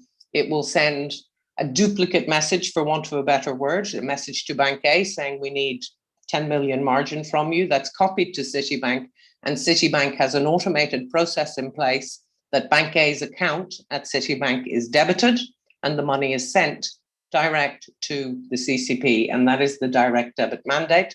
So it doesn't wait for Bank A to say, oh yes, you can send the money, Citibank. It is set up to allow a direct debiting of Bank A's account at Citibank to go straight to the CCP. That allows for straight through processing, that allows for a very fluid operational flow, and allows for settlement banks to respond immediately to CCP requirements for margin. But I think it is important to remember, because people quite often worry about a direct debit mandate. Even in our own lives, we don't necessarily set them up for our energy companies to be able to just take our money every month. But even in that environment, you know, you get used to what the energy bill is every month. You know it's going to be whatever the number normally is, and we get comfortable, and we allow these energy companies to then take a direct debit from our account without us approving it. In the same way, when you're participating in a CCP, you get to, you know, you're active, you're a participant, you've spent time understanding the operational process flows, the risk of your portfolios. You don't go from 0 to 100 overnight. You look at your portfolios, you apply the risk methodology to your portfolios long before you go live with the CCP. You know what kind of exposure the CCP is going to come up with on your portfolios. All of this testing is done in advance, so you know what kind of collateral the CCP is going to be calling for your portfolios. And then you have what-if tools. If you're doing different things, you can calculate long before you put it into the CCP what the risk exposure will be. So it is about maturing processes. It is about getting used to things and understanding things and taking the time to work, learn, practice, and test. And that is a process. But these, what I'm showing you today is where CCPs have got to over time, subject to the requirements within the European global regulated market. Okay, I'm going to stop. I see Volodya has come on board at this point. So maybe we'll take some questions and then take a break, or what would you like to do, Volodya? Yeah. Let's start with the question. Actually, there are 4 questions. I'll start probably with the last one. You probably answered, but anyway, just to clarify. Oh, one more. Okay. What did you exactly mean under direct debit in central bank money? Does the settlement bank has an obligation to pay margin due to this clearing member to CCP's account if there is no money on the cash account of the clearing member with the settlement bank? Yes, the settlement bank, when it signs up to, when we sign that tri-party agreement between the CCP and the settlement bank guarantees to make the payments on behalf of their client. So the CC, and it is responsible and to pay the margin, whatever the CCP asks for. The settlement bank agrees to that and will pay that. Regardless of whether there are funds on, using my example of earlier, regardless of whether Bank A has put funds into its account at the settlement bank. The settlement bank will have, a settlement bank will agree with its client whether that client can be its client. So again, settlement banks will decide who they take on as clients. So they may decide for credit reasons or any other reasons that Bank A is not going to be my client. So Bank A will have to go in the market to find a settlement bank that will be its settlement bank, or Bank A can be a settlement bank itself, so long as it meets the criteria of the CCP. But yes, to very clearly, settlement bank that signs up to provide settlement bank services to the CCP must meet the demands of the CCP as and when the CCP sends those demands, regardless of whether that settlement bank's client has funds in the settlement bank's account or not. But that will be the relationship between the settlement bank and the client. A settlement bank may say, okay, I'm going to give you value-added services and I'm going to provide the liquidity for you and create a service out of that. That's what a lot of settlement banks do, is they create a service in providing a cash management service. Some banks they will give credit to, some banks you won't give credit to. Some banks you will charge X amount for giving credit, and other banks you will charge Y amount. So there's a value proposition there that settlement banks then take to the market and to their clients. Okay, let's move on. The second question. Bernie, you mentioned metal as an example of collateral. And what about the collateral in form of natural gas? Do you know such practices? I don't actually. I'll be very honest. It's not to say that it's not done, but I'm not aware of it. The warrants that we did were very much across the metals market. So I really can't comment and say whether I know if there's an energy CCP out there that does it for natural gas. Apologies, I can't answer that question now, but I can take it away and certainly do some investigation if that would help. And I think it's fair to say that bringing warrants for the metals market was, it wasn't a left field development, but it certainly wasn't normal. I think the Bank of England were surprised when we started the process. We talked about it a lot and they didn't really engage with us too much. And it took us quite some time to bring them round to the idea that warrants for metals participants was with little or no difference, but obviously there were quite a few differences, but little or no difference to, cash for an investment bank. But it was different. It hadn't been done before and therefore had to be proven inside out, back, upside down and back to front. But we did it, and ESMA approved it as well. So yep. Central banks, regulators are quite quite tight when they come around to deciding whether or not new different asset classes can be collateral. Okay, thank you. One more tricky question. Is it possible for a clearing member to put all initial margin in non-cash form into other liquid assets, for example, into government bonds? So sorry, I'll just read that again. I've got it here. Is it possible for a clearing member to put all initial margin in non-cash form? For example, generally speaking, the CCP will insist that there is a split in collateral. Normally, you know, it could be, it really depends on the CCP and the market. But I'll use my experience at London Clearing, in London, across a variety of clearing houses. And it was kind of, I think it was a 50-50 split. It could have been 60-40 in favor of cash. It could have been, maybe it was 40-60 the other way around, but it was nearly kind of even, but definitely it had to be some of both. You could give all cash, you just couldn't give all securities. So let me be clear, cash was fine. Anybody will take cash. Securities, because of course cash is liquid and a CCP needs access to cash quickly in the event of defaults. So the last thing you want to do be in a situation as a CCP is stuck with an awful lot, 100% non-cash collateral. That's not following through with appropriate risk management processes. You need access to liquid cash and to liquidity. So cash is king in that arena. So no, you couldn't. I would be very surprised of any CCP accepting 100% non-cash securities. How usually the third-party evaluations, for instance, of a margin model, are ensured in markets where a CCP is a novelty and there is no companies with established experience and expertise on various components of a CCP, including margin calculations? Okay, so maybe you're going to have to help me with this, with the question. So it's my understanding of the question here, Volodya, is that, you know, CCP is a novelty, as in it's not being used or seen before. Yes, and there are no experience and expertise of using different components.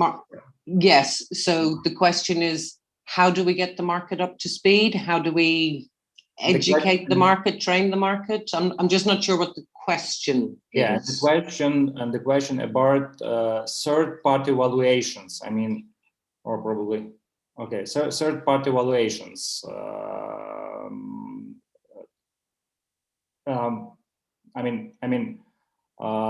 If whether market participants should trust into such evaluations. Okay. I'm sorry. I'm with you now. So I guess there's a couple of things here. I think the reference here to the third part, well, maybe the third-party evaluations is the reference I made earlier to margin models being audited by third parties. Would that be correct? Yes, absolutely. I think that's from that perspective, there are a number of firms globally across the market that actually provide these services. I wouldn't say they, because I'll use EMIR and ESMA as an example, and I don't believe that ESMA publishes a list of approved third-party value,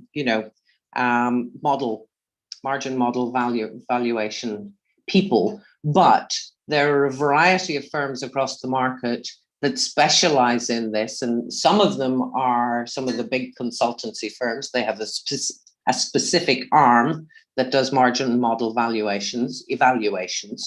But there are other more specific firms that do it as well. And so, for example, if, as I have done in the past, gone to ESMA or gone initially to my national competent authority and then to ESMA with a margin model change and say that it has been audited and reviewed by X company, which is a well-known company, and attach the review, so long as it's one of the well-known companies, ESMA don't have an issue, but they don't have a list that says these 5 companies are the only companies you can use. But like I say, there are quite a few out there that do this service day in, day out for clearinghouses. They have the margin model experts. It's a small world, and you'll find that a lot of risk people that work in the CCPs and the risk managers and so on, they will spend time at these firms reviewing risk models and vice versa.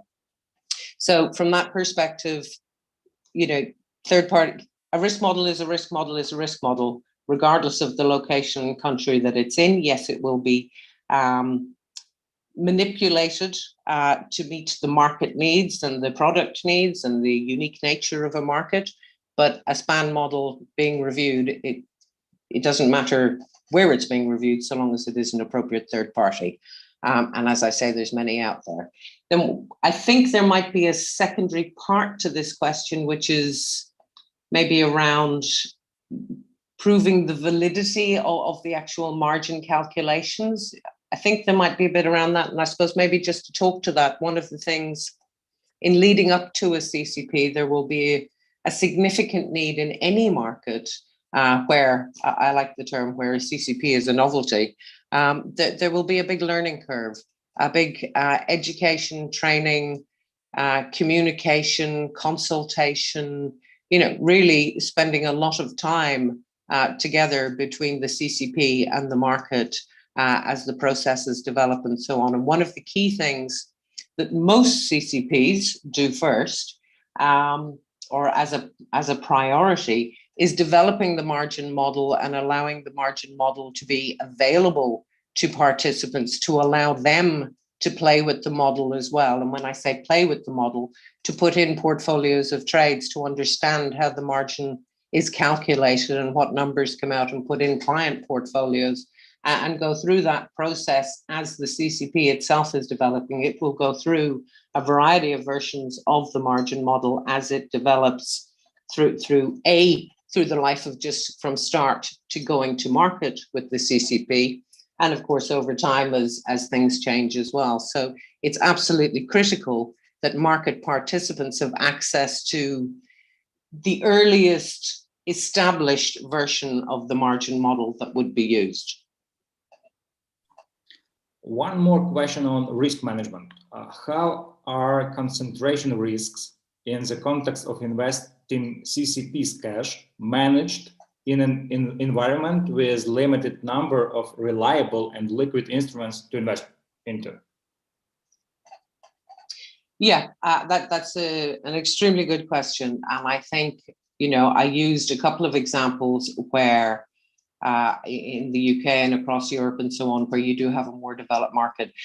A key piece of work that will need to be done is to determine where is the most appropriate place for investing and ensuring that a CCP's cash is managed and risk managed. And I say we, I use that in the global, royal sense of the word.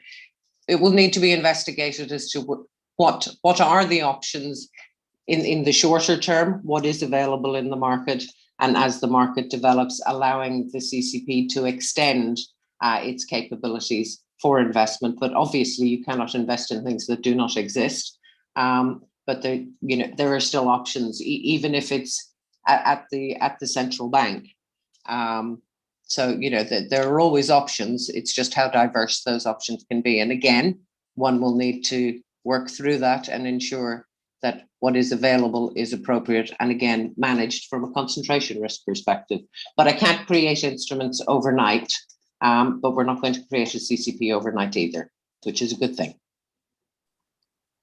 And the last one before we go to the break, is there a limit to direct debit obligation of the settlement bank related to a particular clearing member, or is it unlimited? I guess what I would say to that is it's unlimited to the extent that the settlement bank continues to meet the criteria of being a settlement bank. And that criteria will include levels of concentration risk, levels of credit risk, and so on. So for example, using a practical example again, back setting up LME Clear back in 2012, 13, I think, 14, we needed settlement banks. A number of those settlement banks, it's the same settlement banks in that environment. They were active at the LCH, they were active for CME Europe, ICE Europe, and so on. So there's kind of a core subset of institutions that provide that service in Europe. So we were very clear that we needed to make sure that, you know, 2 settlement banks was not enough. So again, you have to go through a process and say, okay, how many clearing members? What's the number of potential clearing members? What's the potential values that we're looking at? And again, work through a risk mitigation to see what is the number. LCH, I think, had something like 12. Now, I could be wrong on the specific numbers, but the point is that LCH was a huge clearinghouse. We mentioned just one portfolio the other day of 9 trillion, which was 12 years ago, and that was only one portfolio of a member. So they're a huge clearinghouse with huge values going through it. I think they had about 12 settlement banks. The LME was a much smaller, it was just the metals arm of things. It was much smaller, so we didn't need 12. I think we settled on something like 5 as a minimum number of settlement banks. It might have been 6, but I think we ended up with 7 or 8 or 9. So you have to look at your market, you have to look at the size of your market, you have to look at the number of banks that are in that market, you have to look at the credit and concentration risk around that and decide what is the minimum number of settlement banks that we need to manage all of those things that you referred to, like the credit risk, the concentration risk, and so on. But can they then, if a settlement bank continues to meet the requirements, then they can continue to provide services, extend those services to particular clients. Well, great. So, colleagues, thank you so much for sharing your questions. It's really, great to see your feedback. Let's have a break for roughly 10 minutes and meet at 4. Is Okay. it suitable? Yeah. Okay, good. So we'll be back at 4. Yes. Thank you so much, Paul. Talk to you then.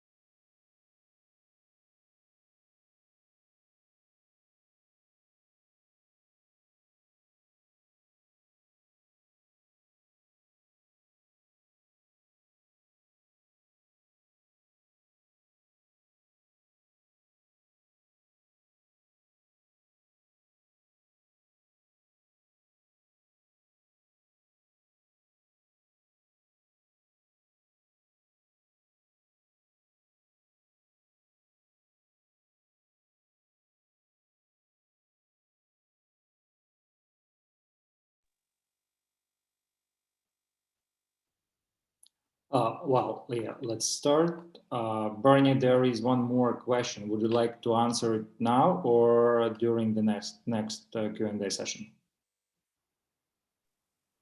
Sure, let's answer it now, I guess.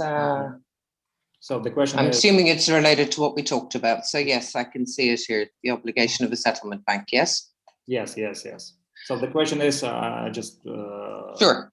Yeah, if the obligation of settlement bank is unlimited, as you said, then how is it possible for a settlement bank to undertake such unlimited credit risk of a clearing member? Okay, so let's be very clear.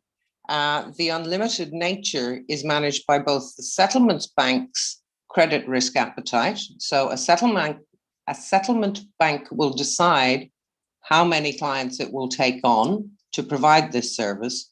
But I think more importantly and critically is the CCP's credit risk appetite on the settlement bank.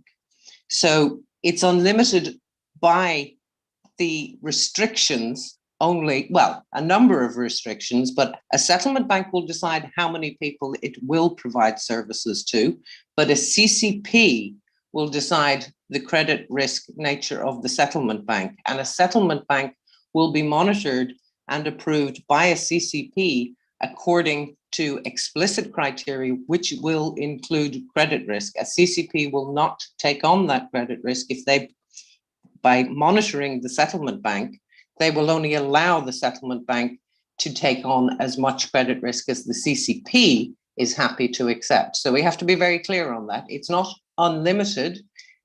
It is unlimited, but restricted within the bounds of the CCP's credit risk appetite on a settlement bank. So I think that that's really important. It always comes back to the CCP. The CCP will monitor its clearing participants from a variety of different perspectives, as we mentioned, and any other players that it interacts with, whether it's settlement banks, concentration banks, investment banks where the CCP is investing. It is subject to explicit rules around monitoring individual participants that it works with at whatever level. So any third party that the CCP is interacting with will be monitored according to explicit criteria. So I think that that's really important to remember.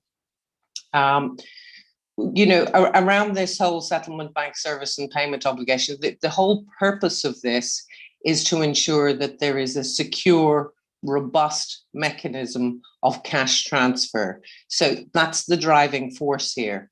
And I've used a number of European examples to just demonstrate how it works in other countries.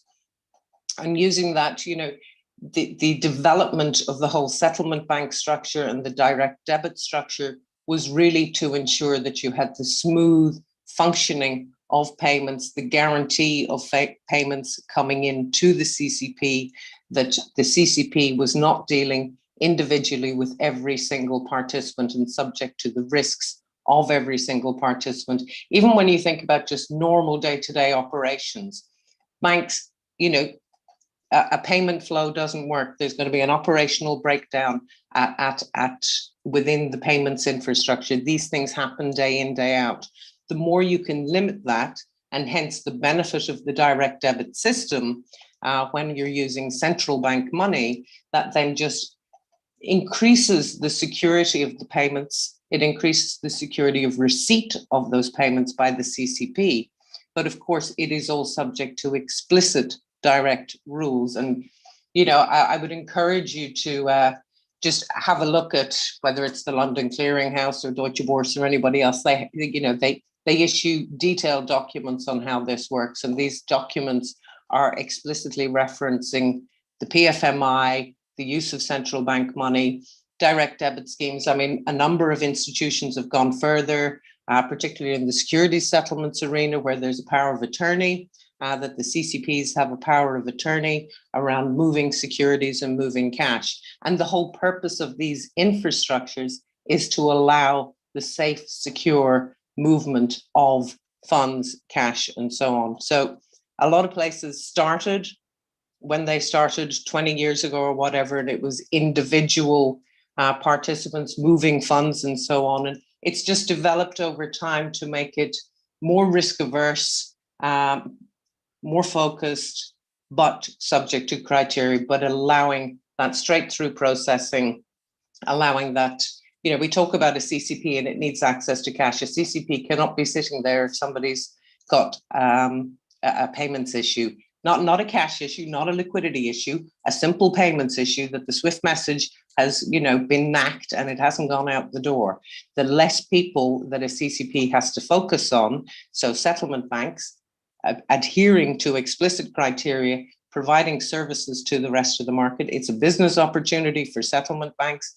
It consolidates the number of participants that a CCP has to go to, and it allows a CCP to have access to and less dependencies across the market where you're focused on a number of settlement banks. And with the direct debit scheme, it just makes it an awful lot more efficient in moving that cash. And we've seen that develop over time to where we now have these designated payment systems with direct debits and proving to work extremely well. Of course, settlement banks have defined obligations. So for example, in the event that they have a payments operations issue, they must have secure contingency arrangements in place. They have to prove those contingency arrangements to the CCP. So it's not as glib and simple. There's behind all of this, there is an awful lot of detail that has to be worked through with third parties active within the chain dealing with the CCP.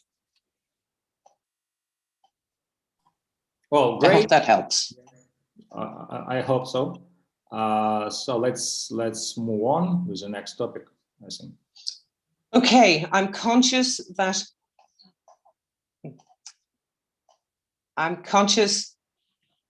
we're it's 10 past the hour.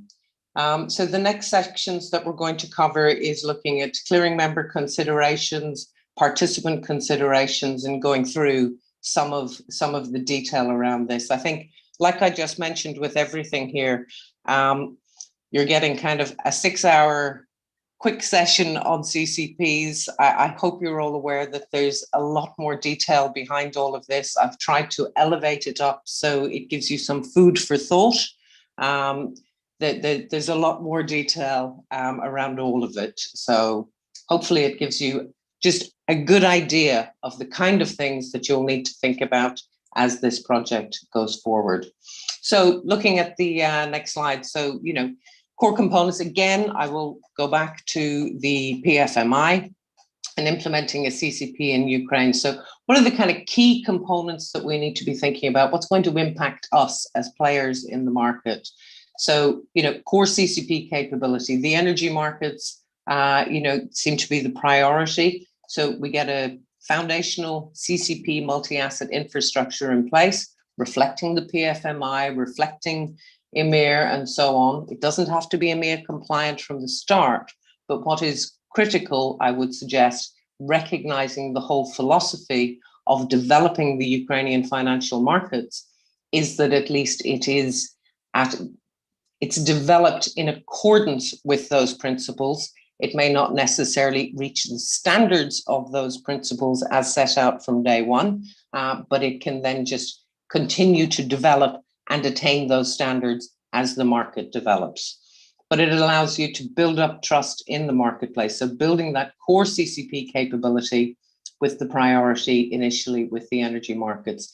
You've got 4 key areas I've kind of identified there. So risk management, getting a margin-based methodology that's appropriate to the energy market, recognizing the spot and forward market within the energy market, and ensuring that there is a full risk management waterfall. It should be a true CCP from the start as per the PFMI. So a full risk management waterfall that allows the CCP to do what it should do, allocate and manage risk. Admission criteria, it will be necessary to devise and detail explicit membership criteria and rules, and the CCP supervision and compliance of participants. So there's quite a work stream there going through all of those requirements. the IT and operations, obviously the clearing engine itself and the risk models, operations and treasury functions. So when we go back and look at the slide of earlier, just of what's in the CCP, we need to make sure that all of that is documented, detailed, and worked through. And then the ecosystem connectivity. What of all the different third parties that a CCP needs to be connected to, what are the key ones for the asset class that we're going to take forward as a priority? So getting the right connectivity in place with the venues, payment systems, payment banks, whatever it might be, working through the different parts of the ecosystem that are appropriate to the asset class as we go forward. From a clearing membership tiers over the page, so there are a number of different ways to access the CCP. So a CCP normally tiers their membership levels and requirements. So clearing members can be individual or general clearing members. Individual clearing members are just going in on behalf of themselves and their own house accounts. And then you have the general clearing members who provide services to clients. Obviously, the criteria will be different for the different tiers of membership that exists and different requirements associated with that. Non-clearing members, trading participants with no direct access to clearing, but they use a general clearing member to provide the services. When we look across, that's in the financial markets or financial instruments. When we look across at energy markets, there is a membership tiers that address that market to allow for direct spot clearing members, which would be trading participants with direct access to the trading and clearing of specific spot markets. And they're all subject to explicit criteria. So it's really essential at the beginning when working through this process. What are the different types of membership that are appropriate? And then in bringing in clearing members, direct participants, direct spot participants, and so on, there needs to be explicit criteria. And just because you're a clearing member for one asset class does not mean you will be a clearing member for another asset class. It has to be segregated across the asset classes, and each asset class will have possibly some different requirements depending on the asset class. So again, I'll give you an example and I'll use LCH. LCH has a set of requirements if you want to be a member of SwapClear, just a direct clearing member of SwapClear. Those requirements, recognizing its interest rate swaps, the requirements to be a clearing member there are higher than the requirements to be a direct clearing member of Equity Clear. So there are different requirements across different asset classes, and also that applies to the different types of clearing members within an asset class. So that will have to be worked through with the explicit criteria. So different categories of membership, detailed selection criteria will define the membership according to the CCP's risk appetite. Robust criteria, ongoing member obligations are major prerequisites for participation. So again, as I mentioned earlier, there will be detailed membership criteria, but also throughout the life of being a member of a CCP, regardless of the type of member you are, there is constant obligations to ensure that you continually meet the criteria as set out. And that goes across capital, financial resources, default fund contribution. It goes down into as much detail as your operational capabilities, your technical capabilities. And if you look at most clearing houses, one part of the admission criteria will be to perform a variety of tests with the CCP to ensure that you can manage your access to the CCP and so on. So it's not just at a financial level, it does go down to the explicit details around technical and operational capabilities as well. Over the page, just going into a little more detail around that and the membership criteria, it goes back to the lines of defense of a CCP. There needs to be rules of admission. Those rules of admission have to be monitored and adhered to at all times. They are the first line of defense in managing the risk that a CCP takes on board. So generally, I've given you just a flavor of the type of requirements. So bank licenses or similar registrations, credit quality. There will be a minimum credit rating, ongoing monitoring of an institution's credit rating, minimum financial resources, ability to meet the default fund, ability to absorb a portion of a defaulter's portfolio. We talked yesterday about the requirement for all clearing members to actively participate in an auction in the event of default. Well, there may be a requirement, but you need to have the capacity as a member to absorb that portion of a defaulter's portfolio. Other factors, as I mentioned, operational capabilities, legal status, management structure, and so on. And, you know, all of this is part of exactly how one attains the criteria and meets the criteria, the membership criteria of the CCP. Appropriate banking arrangements. We've talked about the kind of banking arrangements that exist in other CCPs. So having currency accounts with the central bank being part of I'll say the designated payment system, or the arrangements that have been put in place for the CCP as approved and discussed with the supervisors and so on, and ensuring that participants have access to that as appropriate. So maybe if we look at the next slide, what we can see is as a clearing member, what are the kind of things one needs to think about? I mean, I've no doubt, or I certainly hope that, you know, everybody will need a project, and looking at this and what's the kind of project, well, it's going to reflect a bit of the CCP build project to a certain extent. So how are my operations going to change? If I'm interfacing with the CCP, what changes? So upstream and downstream connectivity, client management, your operational processes, how things work currently and how they will change. And what will those changes be? So from an operational perspective, where you've got an interface with the CCP, you're going to be getting lots of data from a centralized point, data around your payments, data around your risk exposures, data around your clients. How do you feed that into the appropriate parts of your organization? Can you take advantage of this centralization of data in your own organization and centralize aspects within your own organization, providing risk exposures direct to the risk teams, to the treasury teams, so they understand the liquidity requirements and allows them to manage their cash better. So, you know, are there opportunities that can come from this, but explicitly just at an operational level? How do you manage that? From a technology perspective, well, there will be that requirement, that interface into the CCP, implementing the protocols that are agreed and discussed. All of these things, you know, I go back to what I mentioned earlier. It's a program of work together, whereby the CCP and the market work together to define processes, to ensure that the right processes are put in place. There's not much point implementing a protocol that nobody's familiar with, nobody knows how to use, and it's not even an up-to-date protocol. At least if it's a new protocol, you know, there may be advantages to implementing new protocols.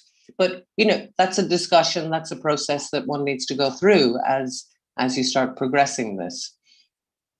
Collateral, defining the available resources. What collateral will the CCP accept? And then, you know, identifying payment banks. You may yourself decide that you're going to be responsible for your own margin calls. So looking at that, defining whether that's something you want to do, or are there payment banks out there that have decided, okay, we might be a settlement bank for this, we might provide services for this. So again, working through that process. Risk management, position monitoring, giving access to your risk experts, allowing them to see the data, to monitor positions, to monitor accounts, and so on. Compliance, what are the additional compliance requirements?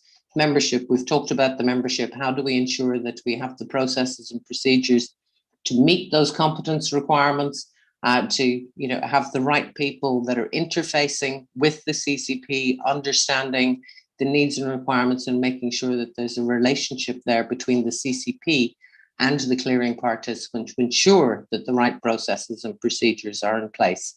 legal documents, collateral agreements, and then of course training. There's going to have to be an explicit training program, you know, that needs to run throughout this process and beyond. It's going to be a key core part of the whole process should one progress. There are a number of opportunities. If we turn over to the next slide, so potential clearing member opportunities and some examples. So really stepping back and just again taking our experience from other marketplaces and how other markets have developed and how other opportunities have developed across market participants. So if we look at it, there's an opportunity there really to reinvent, enhance current processes. There's streamlining of information through to middle and back offices. That there's a real opportunity. I mean, I'm sure you've been through it many times as there are various projects that may come to you that you have to get involved in and that you mightn't even want to get involved in. You think, okay, how can I benefit from this? How can I take advantage of these changes to the benefit of my institution and potentially then onwards to the benefit of clients and counterparties? So it's an opportunity to reinvent where appropriate and enhance current processes. Also, real-time information. What can you do with real-time information? It can be made available to cash management, treasury departments. Forecasting use of liquidity is made a lot easier, and funds can be used for other purposes. So again, there's opportunities there. On the slide in front of you, I've just set out at a very high level, whether it's across derivatives, energy or commodity or securities and so on. You know, many of you may be in a position to look at providing client services across any of these clearing services that come about through the CCP and as the CCP develops. So providing the account structures with the CCP, they're behind it and you providing services to your clients. Collateral management, providing subject to, of course, all your requirements and all your credit requirements on clients and so on, but it allows you to develop business propositions around collateral management, dealing with overnight calls, dealing with margin calls, reducing either clients' cash liquidity constraints. And these are services. You're not doing any of this for free. These are services that you can potentially look into providing. Regulatory reporting, cleared trades being reported to a trade repository. There's an awful lot of data. There's an awful lot of things that you can potentially do to enhance service propositions. Again, in the securities clearing space, many of you will be doing things today. Is there an opportunity to develop what you're doing and providing services for clients? And then there's, of course, just another example there around financing, optimizing capital utilization and so on, access to liquidity for securities borrowing. And then there's financing services which will range, you know, across securities financing, cash financing. There's various things, and I don't, you know, we can't preempt specifically because it will depend on different institutions, different business opportunities, different business appetites. But there are opportunities, as we have seen markets develop in other environments, to provide an endless amount of services across the marketplace. Again, when you look internally within your own institutions, there are opportunities, possibilities to, you know, I mentioned risk exposures and so on. So risk departments get a better view of their risk exposures. And with the position management, there's a reduced multilateral exposure. So do more trading opportunities become available? Credit risk monitoring becomes more simplified. So, you know, I think it's really important that each and every market participant sits down over time and works through what are the changes, what are the potential opportunities, what are the potential costs, what are the potential benefits. You know, this is not a 0 to 100 overnight. This needs to be worked through individually for each institution to try and work out where one can take advantage and take advantage of opportunities that may exist. If we look at a technical and operational level, cost and risk, so can we streamline standard technology connectivities? If we look at the marketplace today, you've got connectivity into a variety of different infrastructures. Can this be streamlined? Can we get more standardization in place? Do we get more standard, transparent operational processes? You know, whether it's Swift, FPML, it doesn't matter. Can we get some standard protocols? Yes, you'll need to change from some of the protocols maybe that you use today, but can you get it more unified and more standardized and get the benefit of that within your own institutions? You know, I guess these opportunities and benefits, they extend across the market. Clearing members providing real-time data to clients, risk, exposure, margin. This allows clients to take advantage of the same benefits that we've talked about for clearing members. There's an ability to trade with more counterparties. You can increase your counterparty. You could increase your trade with an increased number of counterparties, because again, if we go back to that point that with the CCP is standing between both counterparties. So it allows, it gives you more access to more counterparties because of that reduction in multilateral credit risk exposure. Again, clients get the same advantages with more focused and assured cash management and forecasting, streamlined processes, real-time data used to consolidate across departments. One of the things which was, it came late, I think, generally speaking, in Europe. And of course, data is a big thing, isn't it? The more data we have, the more data we want, I think. But, you know, all these reports that a CCP was producing back, you know, a few years ago when, you know, it was not paper-based, but, you know, reports being provided electronically, but in very standard formats that couldn't be used and, you know, interpreted internally, a lot of things having to be re-input and so on. And then all of a sudden there was this realization that this data is really important.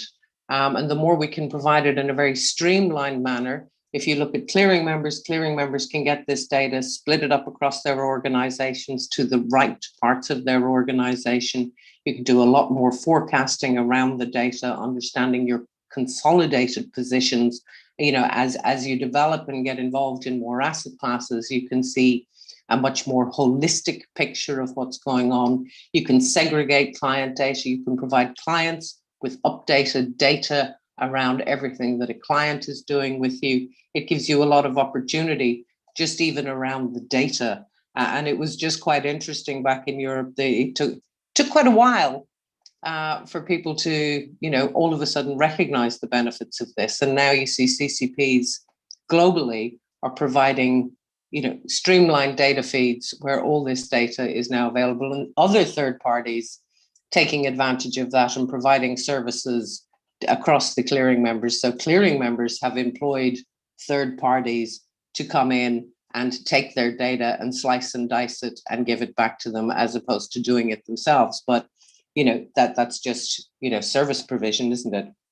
But data is really important. It allows you to run and manage your business in a more efficient manner. And of course, with all of this data in such a holistic fashion, it also provides the regulator with a fantastic view of what is happening in the market. What are the risk exposures? With that access to real-time data, highlights the exposures. It provides an understanding of the market as a whole, unlike today, where there's a bit of information here, different information coming in from somewhere else, different information coming in from somewhere else, where you have a centralized service that is managing the risk in the market according to these necessary international standards. Then regulators as well get a really good view and are in a much better position to carry out their functions as regulators. So, you know, you get advantages on both sides of the fence. Which I think brings us very nicely to, how do you go about building a CCP? It sounds like a very big project, or I hope I haven't scared you off it. There's lots of rewarding aspects to it. I haven't included too much on how to build a CCP because I'm guessing, A, there's football going on, as I'm being reminded, but also I don't think we need to spend too much time on that. But I do think it's important maybe just to go back to the point that a CCP is an important part of the development of the financial markets infrastructure. But given its importance, it's absolutely critical, if we look at the next slide, it's critical that it must be authorized by a national competent authority and it must have the robust legal basis. Building a CCP that doesn't meet international standards, that doesn't have the risk management capabilities that are necessary to manage financial markets, it's not worth building a CCP. So one either decides that, we're going to build a CCP as part of the developing financial markets infrastructure, but it must meet international standards. It must have a robust legal basis. The rules and procedures must be available, clear, transparent. Contracts need to be defined, they need to be understood, and they need to be defined within the local domestic laws. Active supervision and oversight, defined rights and instruments in financial instruments. We've talked about settlement finality and that legal enforceability of the jurisdictional arrangements around the CCP, default procedures, and so on. So again, the CCP is a large cog in the whole process, and the whole process needs to have the rules and procedures and defined enforceability behind it. The next slide, I guess, really just enhances that previous statement. I won't go through it in detail. It's just critical that we do not look at this in isolation. It is part of an infrastructure that brings about everything that we've been talking about from the start. What are the kind of key building blocks on the next slide? Getting started, preconditions and capabilities. So there are kind of 6 core capabilities: clearing and settlement, risk management, financial management, treasury management, legal and compliance, membership, and admin. These are the key foundational blocks to a CCP. And beneath that, we've set out a number of the conditions that need to be met before a CCP can be implemented successfully. So ranging from the cash settlement infrastructure to a supportive ownership and capital structure, liquid exchanges, clearing members able to access the service. These are all things that I've referred to over the last couple of days, and these are all aspects of ensuring that it comes together as a complete market infrastructure. So what would be the key dependencies in taking this program forward? I guess a couple of things are just worth mentioning a little bit. So risk appetite of decision makers, the regulatory dependencies, everything has to work in, you'll have a number of swim lanes, but everybody needs to get to the final line at the same time. Some can go faster or slower as we progress over a period of time, but we all have to reach the finish line, whatever that agreed finish line is, at the same time. So there are obviously dependencies, regulatory dependencies, legal structures, ensuring that they're in place also. Expertise and capacity of potential clearing members for handling change.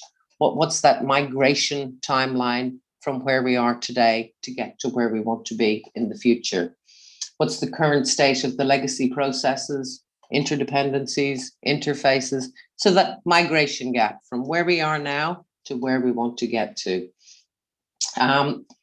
Age, life expectancy of, legacy applications. What about the technical capabilities of all the different partners in bringing this forward? So whether it's ISVs, so that'll be technology providers, registrars if appropriate, fund managers, settlement banks. Again, it depends on where we're trying to get to, who are the third parties that are necessary to get us to that finish line. Are they available? Are they willing to change? And can we make it to that finish line all together? the availability and timing of resources and expertise.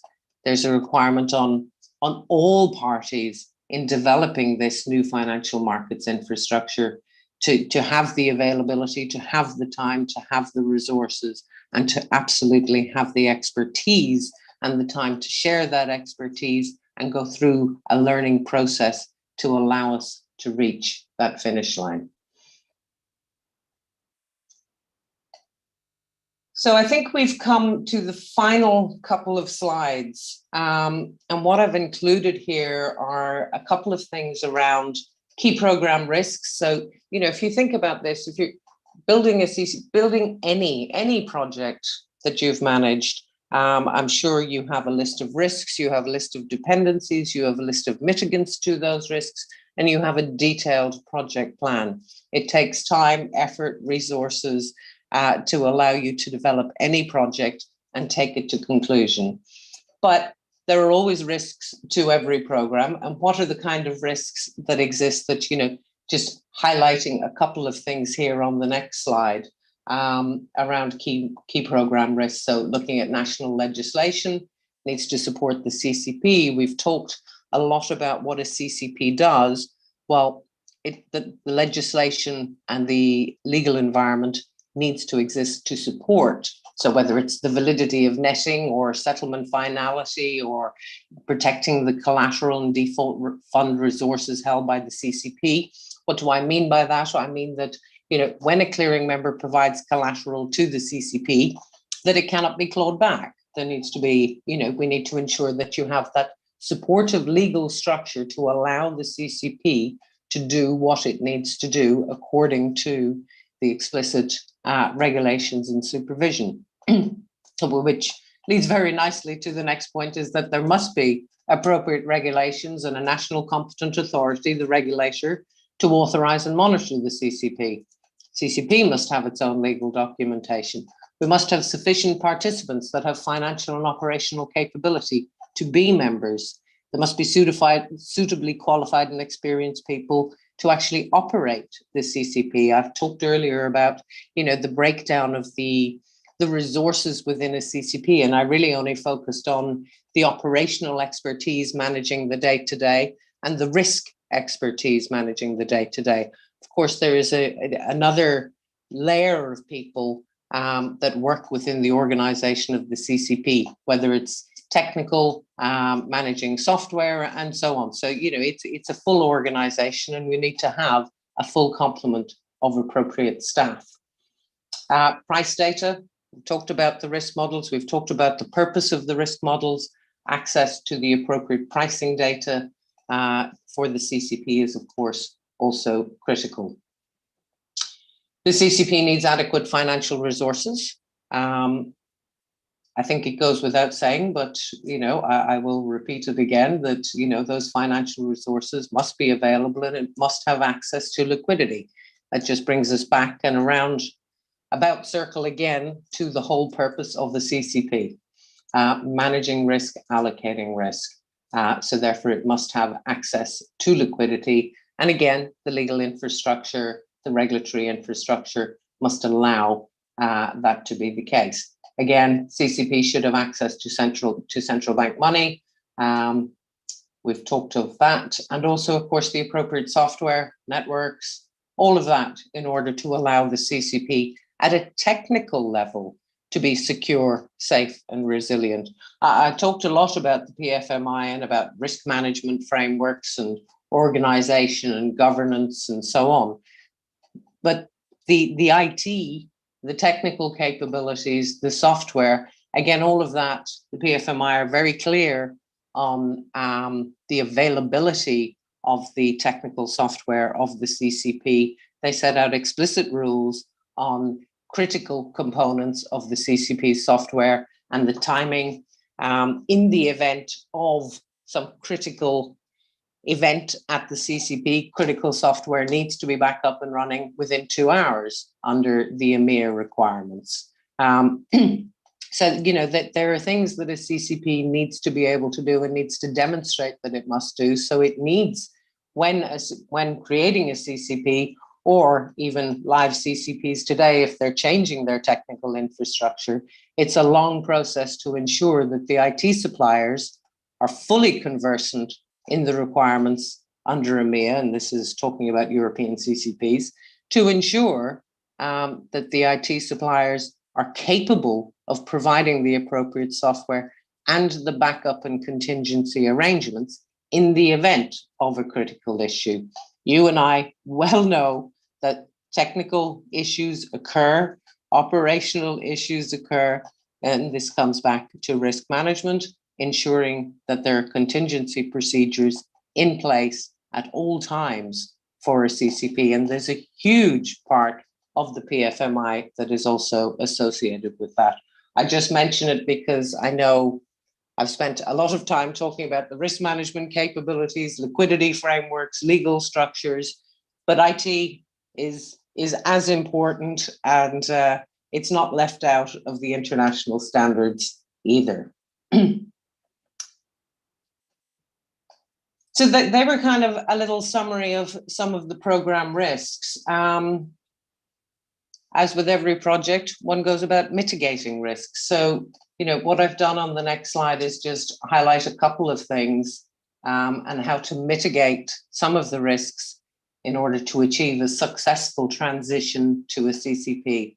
I've pulled out three key things. So really gaining full involvement and cooperation from stakeholders. And when I say, full involvement, I do mean full involvement. All parties involved in the financial markets infrastructure, all being involved, cooperating with the intention of reaching the agreed end goal. And stakeholders, the voice of the client, any transition approach, it must be participant-centric. Industry change requires wide consultation. The voice of the client is critical. And when I say client, I mean clearing member, market participant, those active market players, the actors in the market. Their voices must be listened to, heard, ongoing exchange of data, information, feedback. There needs to be a really effective communication channel around a change program.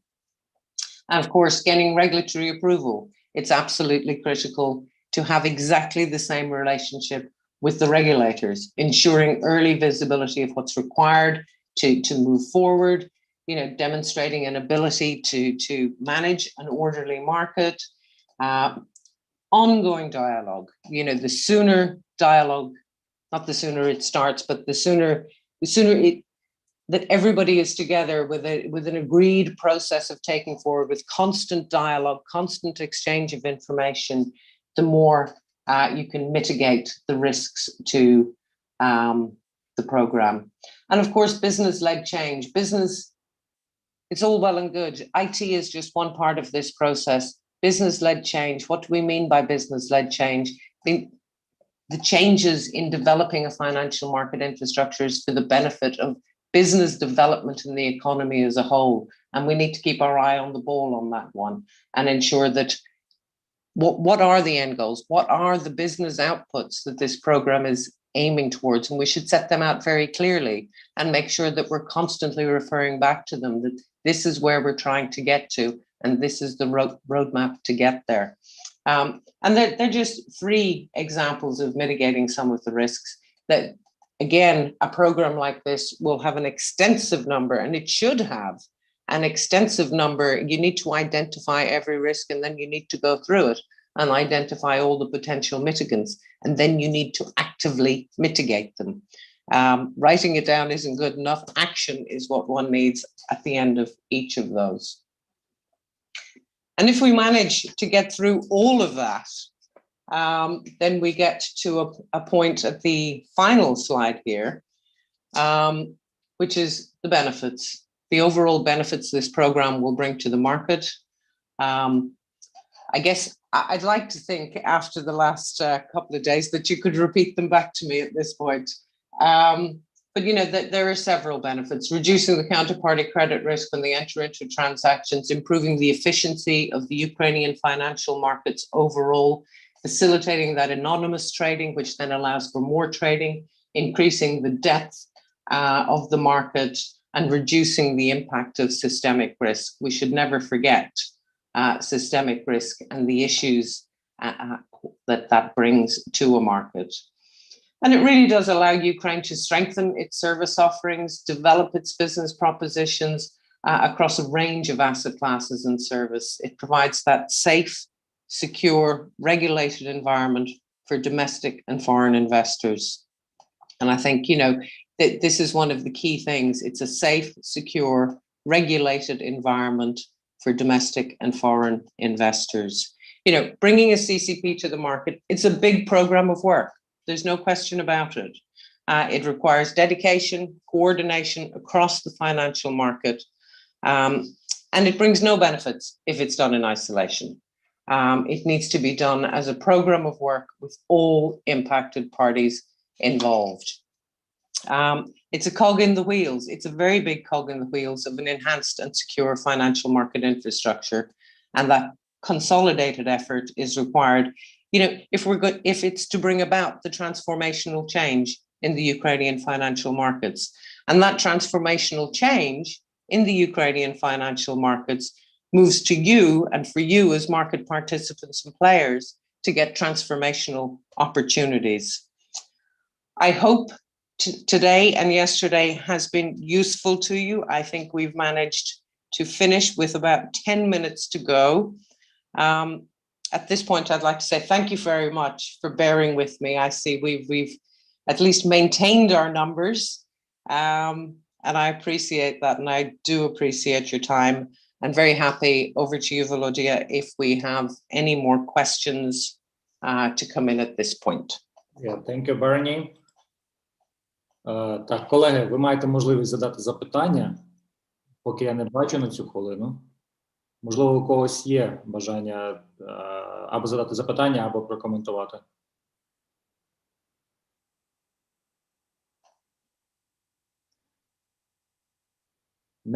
Немає запитань.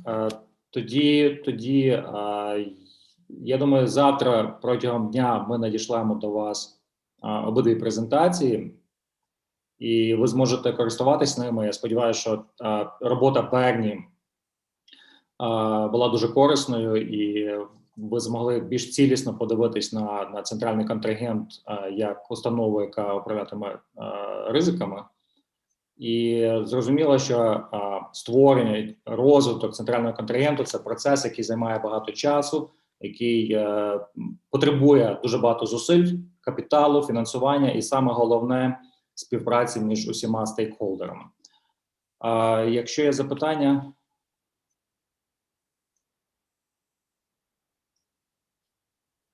Ні, не бачу запитань. Є запитання.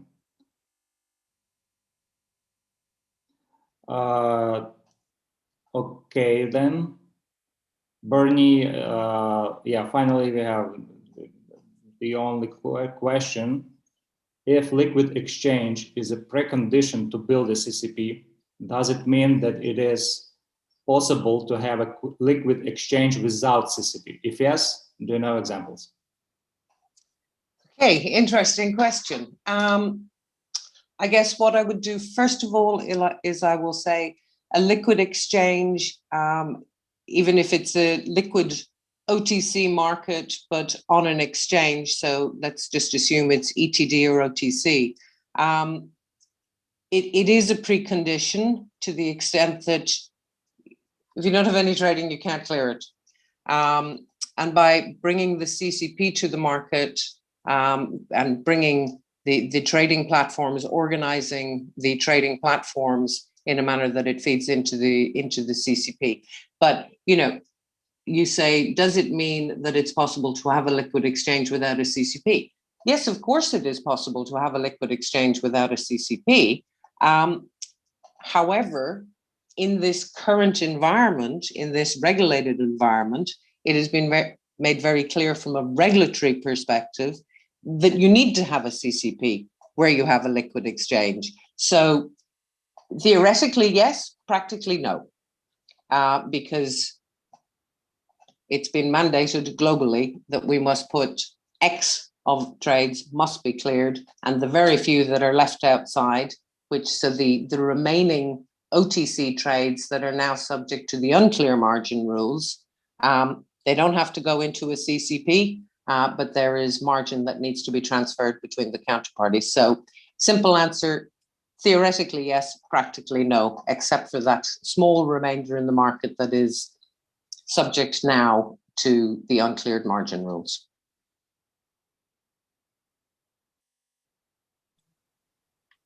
Thank you. It seems to be there are no extra questions.